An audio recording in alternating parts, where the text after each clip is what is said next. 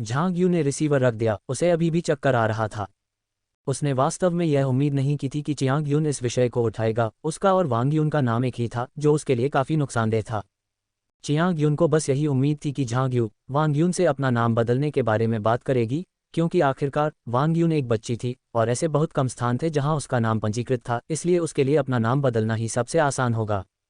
Chiang यून का phone आने के बाद झांग यू भी उसके अनुरोध से चकित रह गया। ईमानदारी से कहूं तो जब उन्होंने वांग यून को गोद लिया था तो उन्होंने इतनी दूर तक नहीं सोचा था। आखिरकार यह उनके उपनाम जैसा नहीं था, इसलिए उन्होंने इतना अधिक विचार नहीं किया। यह उल्लेख करने की आवश्यकता नहीं है कि वांग यून ने अपने पिता से वादा किया था कि वह अपना नाम कभी नहीं बदलेगी, यहाँ तक कि उस कारण के बिना भी झांग यू सहमत नहीं होगी। यद्यपि यह सिर्फ एक नाम पर लग रहा था, झांग यू गारंटी दे सकता था कि यह चियांग यून द्वारा की गई जांच थी। यदि इस बार वह सहमत हो गईं, तो कौन जाने तुरंत कौन से नए विचार सामने आ जाएं। किसी भी स्थिति में अनुभव ने झांग यू को बताया कि उसे बिल्कुल भी हार नहीं माननी चाहिए, अन्यथा वह व्यक्ति निश्चित रूप से 1 इंच लेकर मील हासिल करने की कोशिश करेगा। और झांग यू ने हल्के से खांसते हुए कहा, यह नाम वांग यून को उसके जैविक पिता ने दिया था। झांग यू ने कहा, जब मैंने उसे गोद लिया था तब हमने इस पर चर्चा की थी और नाम न बदलने का दृढ़ निर्णय लिया था। झांग यू ने आगे कहा, हमें अपना वचन निभाना चाहिए। इसके अलावा चियांग यून, मुझे याद है कि आपके मातृ परिवार में भी एक बुजुर्ग व्यक्ति थे जिनके नाम में कुछ यून था, है ना? झांग यू ने पूछा, तो फिर आपके परिवार के किसी भी बुजुर्ग ने आपको अपना नाम बदलने का सुझाव क्यों नहीं दिया? झांग यू ने इस पर गहराई से सोचा और पाया कि यह एक अच्छा विचार है। उस स्थिति में आपके लिए अपना नाम बदलना सबसे अच्छा होगा, आपका उस बुजुर्ग से टकराव नहीं होगा और जियो यून को भी अपना नाम बदलने की आवश्यकता नहीं होगी। झांग यू को सचमुच लगने लगा कि यह कोई बुरा विचार नहीं है, तुम्हें बस अपना बदलना चाहिए। चियांग यून ने यह उम्मीद नहीं की थी कि झांग यू न केवल इस परिवर्तन से असहमत होगी, बल्कि अपने मामा के परिवार की एक बुजुर्ग महिला, जो यून नाम से भी जानी जाती थी, का भी जिक्र करेगी और सुझाव देगी कि यदि किसी को बदलना चाहिए तो वह उसे बदलना चाहिए। बेशक चियांग यून जानती थी कि उसका एक रिश्तेदार है जिसका नाम उसके नाम से मेल नहीं खाता, लेकिन उसकी स्थिति थोड़ी अलग थी। वह व्यक्ति केवल एक दूर का रिश्तेदार था। कोई दूर का रिश्तेदार? झांग यू ने हंसते हुए कहा, लेकिन वह तो आखिरकार एक बुजुर्ग है ना? इसके अलावा मुझे नहीं लगता कि हमारा रिश्ता इतना करीबी है। झांग यू ने कहा, अगर हम इसे दूर का रिश्ता कह रहे हैं तो मुझे लगता है कि यह बिल्कुल उपयुक्त है। झांग यू जानती थी कि एक बार जब उसने ये शब्द कहे तो चियांग यून निश्चित रूप से दुखी होगा और झांग दागू और उसकी पत्नी से इसकी शिकायत करेगा।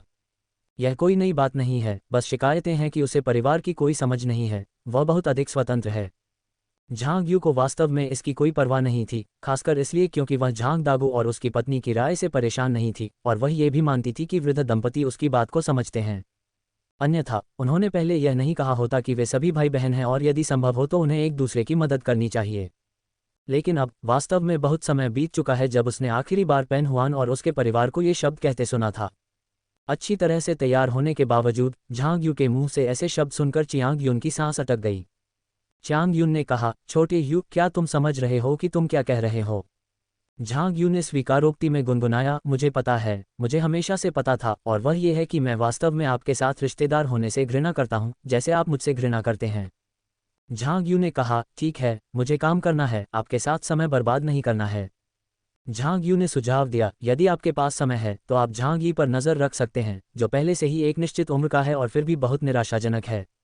झांग यू ने आलोचना करते हुए कहा, वह बस खेल खेलता रहता है, वह अब बच्चा नहीं रहा, उसमें जिम्मेदारी की भावना का पूरी तरह से अभाव है। आप ही बताएं, कौन सी लड़की ऐसे लड़के को पसंद करेगी? झांग यू ने चुनौती दी, चियांग यू, आप केवल लड़की से मांग करने पर ध्यान केंद्रित नहीं कर सकते और झांग यी की योग्यता को नज़रअंदाज नहीं कर सकते। झांग यू ने तर्क दिया, न घर, न कार और उनकी नौकरी बस एक साधारण कार्यालय पद है। झांग यू ने आगे कहा, उनकी आय बहुत कम है और खर्च बहुत अधिक है। क्या कोई लड़की जिसके पास आधा दिमाग हो वह झांग यी को पसंद करेगी? झांग यू ने कुछ बार अपनी जीभ चटकाई, छोड़ो, मैं और कुछ नहीं कहूंगी, वह मेरा बेटा नहीं है तो मैं इतनी परेशान क्यों हूँ? झांग यू, लेकिन भाभी, आपको कड़ी मेहनत करनी होगी, अगर आप ऐसा नहीं करती हैं, और अगर झांग यी एक संतोषजनक पत्नी से शादी करने में विफल रहती है तो यह एक बड़ी समस्या हो सकती है। झांग यू, ठीक है, अब मैं फ़ोन रखता हूँ। अपनी बात समाप्त करने के बाद उसने तुरंत फ़ोन रख दिया और काम पर लग गई, क्योंकि आखिरकार पैसा कमाना ही सबसे महत्वपूर्ण बात थी और बाकी सब कुछ गौण था। काम के बाद झांग यू पहले कुछ सब्जियां खरीदने के लिए आवासीय समुदाय के प्रवेश द्वार पर गया, फिर घर चला गया। इस समय तक वांग यून पहले ही घर आ चुकी थी और चुपचाप अकेले पढ़ाई कर रही थी। दरवाजे पर शोर सुनकर वांग यून जल्दी से बाहर भागा। माँ, आप वापस आ गईं। झांग यू का स्वागत करने के लिए दरवाजे की ओर दौड़ते हुए झांग यू ने उसे एक हल्का बैग दिया। आज हम ब्रोकली को भूनकर खा रहे हैं। मैंने कुछ रतालू खरीदे हैं और वे कल के बीफ सूप के साथ अच्छे लगेंगे। आज झींगा अच्छा है। क्या आप उबले हुए झींगे चाहते हैं या गर्म तेल में तले हुए झींगे? झांग यू ने आज के मेनू की घोषणा की और पूछा कि वांग यून को झींगा किस प्रकार पकाना पसंद है। एक पल सोचने के बाद वांग यून ने जवाब दिया, उबला हुआ झींगा। जवाब मिलने के बाद झांग यू ने लिविंग रूम में अपने कपड़े बदले और काम पर जाने से पहले अपने घर के कपड़े पहन लिए। वांग यू चुपचाप किनारे पर रखी सब्जियों को धोने में मदद करने लगी और क्योंकि वह ज़्यादा लंबी नहीं थी इसलिए झांग यू ने विशेष रूप से उसके लिए एक स्टूल तैयार किया था। खाना बनाते समय झांग यू ने उस दिन चियांग यून के फ़ोन कॉल का उद्देश्य बताया। ये सुनकर वांग यून की पहली प्रतिक्रिया थी, मैं अपना नाम नहीं बदल रहा हूँ। ठीक है, हम इसे नहीं बदल रहे हैं। वास्तव में यदि आप चियांग यून होते तो इसे बदलने की कोई आवश्यकता नहीं होती और यह भी नहीं कि आप वांग यून हैं।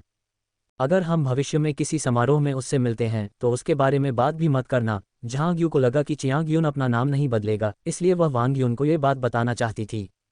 चियांग यून आसानी से हार मानने वाले व्यक्ति नहीं थे और झांग यू को वास्तव में एक और चिंता थी। वह चिंतित थी कि चियांग यून इस मामले का उपयोग किसी लाभ की तलाश में करेगा। जब वांग यून ने झांग यू को इस बारे में बात करते सुना तो वह सचमुच चिंतित हो गई। यद्यपि उसका घरेलू पंजीकरण पहले ही तय हो चुका था, फिर भी उसका नाम बदलना संभव था। ये सुनकर कि वे उसका नाम नहीं बदलेंगे, वह अपने आंसुओं को रोकने में असमर्थ होकर बोली, माँ धन्यवाद। तुम मुझे धन्यवाद क्यों दे रहे हो? झांग यू ने माना कि यह स्वाभाविक ही है, यही वह चीज़ है जो तुम्हारे पिता ने तुम्हारे लिए छोड़ी है, मुझे इसे बदलने का कोई अधिकार नहीं है। वैसे जियाओ यून, क्या तुमने तय कर लिया है कि तुम किस स्कूल में जाना चाहती हो? हालांकि वांग यून को इस शहर के एक कल्याण गृह से गोद लिया गया था, फिर भी किंडरगार्टन में जाना उसके लिए कोई समस्या नहीं थी। लेकिन प्राथमिक विद्यालय के लिए कुछ औपचारिकताएं पूरी करनी पड़ती थीं। सबसे अधिक परेशानी वाली बात यह थी कि झांग यू का घरेलू पंजीकरण नहीं था, न ही उनकी सामाजिक सुरक्षा थी। यदि वह स्कूल जाना चाहती थी तो उसे या तो निजी स्कूल में जाना होगा। यह विचार झांग यू के मन में पहले भी आया था, क्योंकि उसे लगता था कि यह शिक्षा के लिए बेहतर होगा। उस समय जब निजी स्कूलों की बात आती थी तो सबसे पहले हर किसी के मन में यही बात आती थी कि वहाँ ट्यूशन फीस बहुत महंगी होती है। लेकिन शैक्षिकी मानक भी बहुत कड़े थे।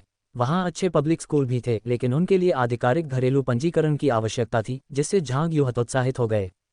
वांग यून जानती थी कि उसका घरेलू पंजीकरण झांग यू के गृहनगर में था और इस शहर में सार्वजनिक प्राथमिक विद्यालय में पढ़ना असंभव होगा। अगर वह यहाँ स्कूल जाना चाहती थी तो उसे या तो किसी तरह का काम करना पड़ता या फिर किसी निजी स्कूल में जाना पड़ता। संपर्कों की कमी के कारण शायद ये काम नहीं करेगा, लेकिन क्या निजी स्कूल बहुत महंगे नहीं थे? वांग यून ने गहरी सांस ली। अगर मैं किसी पब्लिक स्कूल में पढ़ूं तो क्या हम पर बहुत सारे एहसान होंगे? झांग यू ने पुष्टि में कहा, हाँ, हम पर बहुत सारे एहसान होंगे। यदि विकल्प दिया जाए तो झांग यू निजी स्कूली शिक्षा को प्राथमिकता देंगे। हालांकि यह अधिक महंगा है, तो क्या हुआ? ये दूसरों पर निर्भर रहने से बेहतर था। हालांकि चूंकि शिक्षा वांग यून का मामला था, झांग यू अभी भी अपनी बेटी के विचारों को सुनने की उम्मीद कर रही थी। ऋणग्रस्तता। वांग यून को याद आया कि उसके पिता जब जीवित थे तब क्या कहा करते थे, आप किसी भी चीज़ के लिए ऋणी हो सकते हैं, लेकिन आपको कभी भी पैसे या एहसान के लिए ऋणी नहीं होना चाहिए। सबसे महत्वपूर्ण बात यह है कि किसी का एहसान न माने, क्योंकि उसे चुकाना आसान नहीं है और कृतज्ञता का ऋण चुकाने में बहुत अधिक खर्च आएगा। मैं एक निजी स्कूल में पढ़ता हूँ। मैं खूब पढ़ाई करूँगा। क्या ट्यूशन महंगी है? कोई बात नहीं, वह खूब मेहनत से पढ़ाई करेगी और वह निश्चित रूप से अपनी माँ को निराश नहीं करेगी। वह निश्चित रूप से भविष्य में खूब पैसा कमाने के लिए कड़ी मेहनत करेगी। एक आश्चर्यजनक प्रतिक्रिया। झांग यू ने कहा, ठीक है, ठीक है। ये बात तय होने के बाद उसने सोचा और कहा, अगर कोई पूछता है कि तुम कहाँ पढ़ाई करने जा रही हो तो तुम कहती हो कि तुम्हें नहीं पता। झांग यू को चिंता थी कि अगर झांग गो हुआ और अन्य लोगों को पता चल गया तो वे बहुत ज़्यादा जिज्ञासु हो जाएंगे। उनकी नज़र में झांग परिवार में किसी और पर पैसा खर्च करना उचित था, लेकिन वांग यून पर नहीं। वांग यून ने आभार व्यक्त किया, ये समझते हुए कि उसका उद्देश्य गपशप से बचना था। माँ, मैं कड़ी मेहनत से पढ़ाई करूंगा और जब आप बूढ़ी हो जाएंगी तो मैं निश्चित रूप से आपकी ज़रूरतें पूरी करूंगा। झांग यू ने उसे ऐसी बातें न कहने के लिए इशारा किया, ये भविष्य के लिए है, हमें इसे धीरे धीरे करना होगा। ठीक है, खाने का समय हो गया है। झांग यू हमेशा वादों और आश्वासनों पर अपना फैसला सुरक्षित रखता था। वादे करके उन्हें आधा पूरा करना उतना अच्छा नहीं है जितना कि वादे न करना, लेकिन बच्चे को अप्रिय सत्य बताकर परेशान करने की कोई आवश्यकता नहीं थी। उसे अपने भविष्य की सारी उम्मीदें एक बच्चे पर टिकाने की आदत भी नहीं थी। दूसरों पर भरोसा करने की अपेक्षा स्वयं पर भरोसा करना बेहतर है। इस सप्ताहांत चलो बाहर चलते हैं और आसपास ही कुछ मौज मस्ती करते हैं। सप्ताहांत में झांग यू अपना सामान पैक करता और वांग यू को इलाके में घूमने के लिए ले जाता। यद्यपि परीक्षाओं के लिए पढ़ाई करना महत्वपूर्ण है, फिर भी वह चाहती थी कि यदि संभव हो तो वह वांग यून को दुनिया दिखाने के लिए अधिक बार बाहर ले जाए। ठीक है, वांग यून अपनी मां के साथ महीने में कम से कम एक बार शहर की सैर पर जाती थी, और हालांकि उसके साथी भी यात्रा करते थे, लेकिन ये केवल स्कूल की छुट्टियों के दौरान होता था, जबकि वे सामान्य दिनों में शहर में घूमते रहते थे। झांग यू को याद आया कि उसके पास अभी भी वार्षिक अवकाश है, और उसने अपनी बेटी को गर्मियों की छुट्टियों में विदेश ले जाने के बारे में सोचा। ठीक है, चलो पासपोर्ट बनवा लेते हैं। ऐसा लग रहा था कि अब निजी पासपोर्ट भी बनवाए जा सकते हैं, इसलिए बेहतर होगा कि वह भविष्य की यात्राओं के लिए उन्हें तैयार रखने के लिए पहले से ही आवेदन कर दे। पासपोर्ट, वह क्या है? मुंह में खाना निगलने के बाद वांग यून ने पूछा। पासपोर्ट? हाँ, पासपोर्ट बनवा लो और फिर परिस्थितियों के अनुसार हम गर्मी की छुट्टियों में विदेश यात्रा कर सकते हैं। जहां तक यात्रा करने की बात है, झांग यू ने अभी तक निर्णय नहीं लिया था, लेकिन फिलहाल वह केवल आसपास के स्थानों पर ही विचार कर रही थी, और निश्चित रूप से यह एक स्वनिर्देशित यात्रा होगी। झांग यू को वास्तव में समूह भ्रमण पसंद नहीं था, उसे लगता था कि वे बहुत अधिक प्रतिबंधात्मक होते हैं। विदेश यात्रा? वांग यून का मुंह खुला का खुला रह गया। हम विदेश यात्रा पर जा रहे हैं। उसके लिए स्थानीय यात्राओं पर जाना ही पहले से ही काफी अच्छा था, इसलिए विदेश यात्रा का मौका एक अविश्वसनीय और सुखद आश्चर्य था। झांग यू ने पुष्टि में कहा, बेशक, हमें अभी भी देखना होगा कि क्या हमें वीज़ा मिल सकता है, अन्यथा हम नहीं जा पाएंगे। और क्या मुझे छुट्टी मिल पाएगी? स्वाभाविक रूप से अगर वे विदेश जा रहे होते तो उन्हें सप्ताहांत सहित कम से कम 10 दिन की छुट्टी की आवश्यकता होती, अन्यथा यह आनंददायक नहीं होता। जहां तक यात्रा के लिए आवश्यक धन का प्रश्न है, तो जब तक वे आनंद लेते रहे यह कोई मुद्दा नहीं था। झांग यू ने जितना अधिक इसके बारे में सोचा, वह उतनी ही अधिक उत्साहित हो गई, और यह याद करते हुए कि उसे अगले कुछ दिनों में कॉर्पोरेट मुख्यालय में एक बैठक में भाग लेना था, उसने जियो यून को भी साथ लाने का फैसला किया। इस प्रकार बैठक के लिए वापस आते समय झांग यू ने पासपोर्ट आवेदन का काम निपटाया, और संयोगवश वहां उसकी मुलाकात डूजिया और उसकी बेटी झांग शिन से हो गई। दोनों पक्ष बहुत आश्चर्यचकित हुए, और फिर झांग यू को याद आया कि मूल मेजबान की याद में झांग शिन हाई स्कूल में एक गर्मियों के दौरान एक विदेशी अध्ययन दौरे पर गई थी, हालांकि उसे ठीक से याद नहीं था कि कब। झांग यू को ये बात अच्छी तरह याद थी, क्योंकि उन्होंने इस कार्य के लिए धन भी दिया था। परिणामस्वरूप जब झांग शिन वापस लौटी तो उन्होंने बाकी सभी के लिए जो उपहार लाए, वे या तो त्वचा की देखभाल के उत्पाद थे या फिर आभूषण के छोटे छोटे टुकड़े। ये कहना मुश्किल है कि प्राप्तकर्ता संतुष्ट थे या नहीं, लेकिन कम से कम उनका व्यवहार अच्छा था। लेकिन मूल मालिक के लिए उपहार एक बोतल खोलने वाला उपकरण था, और हालांकि यह कुछ हद तक आकर्षक था, लेकिन इसका मूल्य बहुत कम था, और मूल मालिक शराब नहीं पीता था, इसलिए यह पूरी तरह से अव्यावहारिक था। मूल मालिक दिल से दुखी था, उसे लग रहा था कि झांग शिन उसकी उपेक्षा कर रहा है, तथा तथाकथित उपहार बिना सोचे समझे उठाया गया सामान है। इस बार झांग गोहुआ और उनकी पत्नी ने कोई धनराशि नहीं दी, और वे निश्चित रूप से ऐसे दंपति थे जिनके पास खर्च करने के लिए पर्याप्त धन नहीं था। झांग शिन पर वे कितना धन खर्च करेंगे, इसकी तो बात ही छोड़ दें। जहां तक उपहार की बात है, वह वास्तव में इसकी प्रतीक्षा नहीं कर रही थी। केवल एक बेकार बोतल खोलने वाले उपकरण के लिए कुछ हजार खर्च करना, इससे कौन खुश होगा? डूजिया ने उनके स्थान की ओर देखा। क्या आप पासपोर्ट के लिए यहाँ हैं? हालांकि वह जानती थी कि वे पासपोर्ट लेने के लिए यहाँ आए हैं, लेकिन झांग शिन अलग थी। उसे अपने स्कूल से विदेश यात्रा और अध्ययन दौरे के लिए जाने का अवसर मिला था। झांग यू यहाँ क्या कर रही थी? क्या उसे काम के लिए विदेश भेजे जाने का अवसर मिला था? अगर ऐसा था तो डूजिया सचमुच बहुत ईर्ष्यालु थी। झांग यू ने सहमति में कहा, हाँ, छुट्टियों के दौरान स्थिति के आधार पर यदि संभव हो तो मैं जियो यून को ये दिखाने के लिए बाहर ले जाना चाहता हूँ कि दुनिया कितनी बड़ी है। बिल्कुल भी किसी बेवकूफ़ लड़की की तरह नहीं हो सकती जो कुछ नहीं जानती। चूंकि वे पहले ही एक दूसरे से मिल चुके थे, इसलिए कुछ भी छिपाने की ज़रूरत नहीं थी। इसके अलावा ऐसा प्रतीत होता था कि ऐसा कुछ भी नहीं था जिसे छिपाने की आवश्यकता थी। उसने खर्च करने के लिए स्वयं धन कमाया था, और झांग दागू तथा उसकी पत्नी के धन पर उसकी नज़र नहीं थी, तो वे उसकी क्या आलोचना कर सकते थे? हालांकि डूजिया को पता था कि झांग यू संभवतः विदेश जा रहा है, लेकिन उसने कभी नहीं सोचा था कि वह यात्रा के लिए विदेश जा रहा है। आय निश्चित रूप से अच्छी होगी, अन्यथा वह अपने बच्चे को छुट्टियों के लिए विदेश ले जाने के बारे में कैसे सोच सकती है? ये पूरी तरह से उनके अपने खर्च पर विदेश यात्रा थी। डूजिया ने ये सोचने की भी हिम्मत नहीं की कि वे रास्ते में कितना पैसा खर्च करेंगे। मूल रूप से झांग शिन बहुत अच्छे मूड में थी। जिस तरह से वह बढ़ती थी, और पूरे झांग परिवार में वह एकमात्र थी जो विदेश गई थी। निश्चित रूप से झांग परिवार के सदस्यों से प्रशंसा के अलावा कुछ भी नहीं कमा रही थी।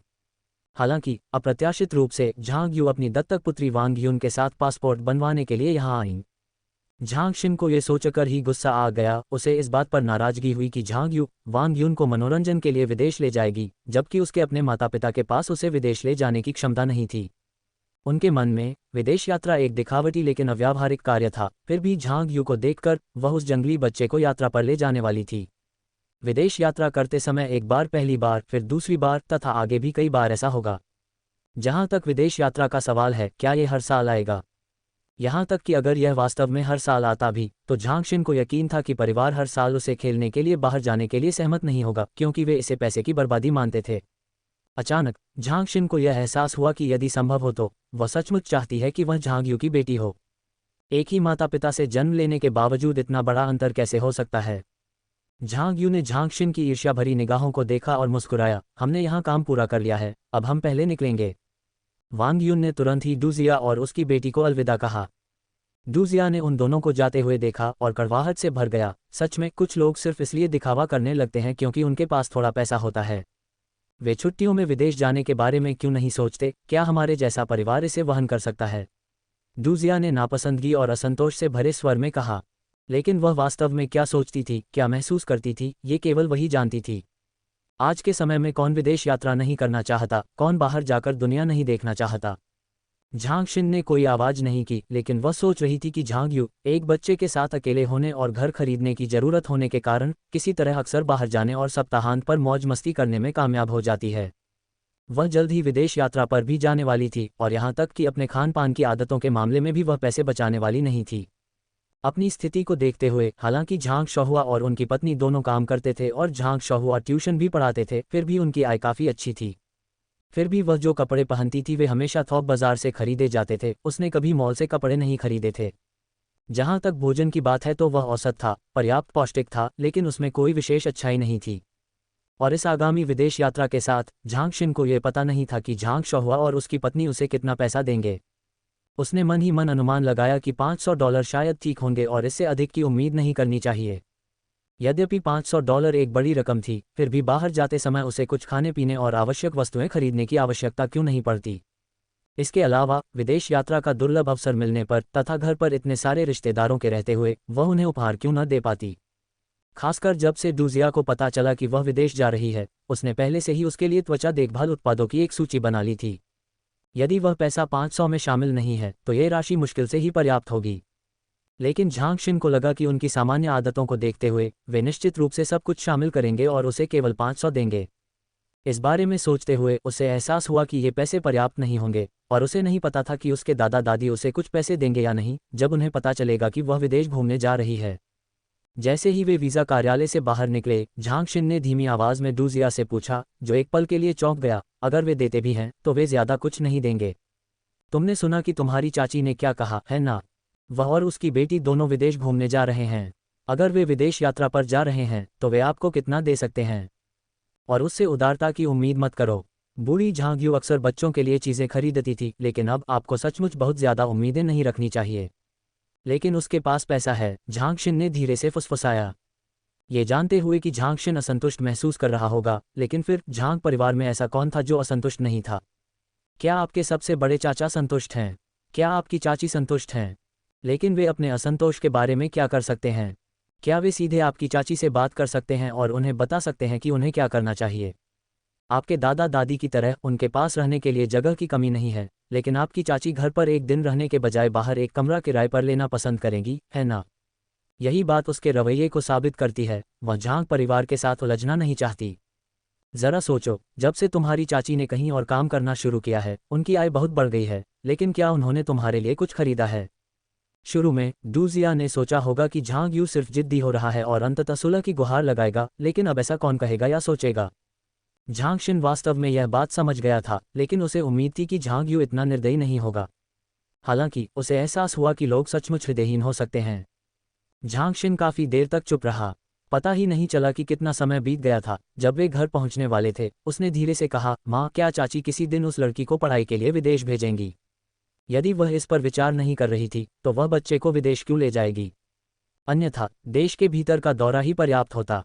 उस जंगली लड़की को पढ़ाई के लिए विदेश भेजो। डूजिया ने हौंफते हुए कहा, वह शायद नहीं करेगी। विदेश में पढ़ाई करने में बहुत पैसा खर्च होता है। और क्या ये सचमुच इसलिए है क्योंकि विदेश में पढ़ाई करना एक आसान काम है?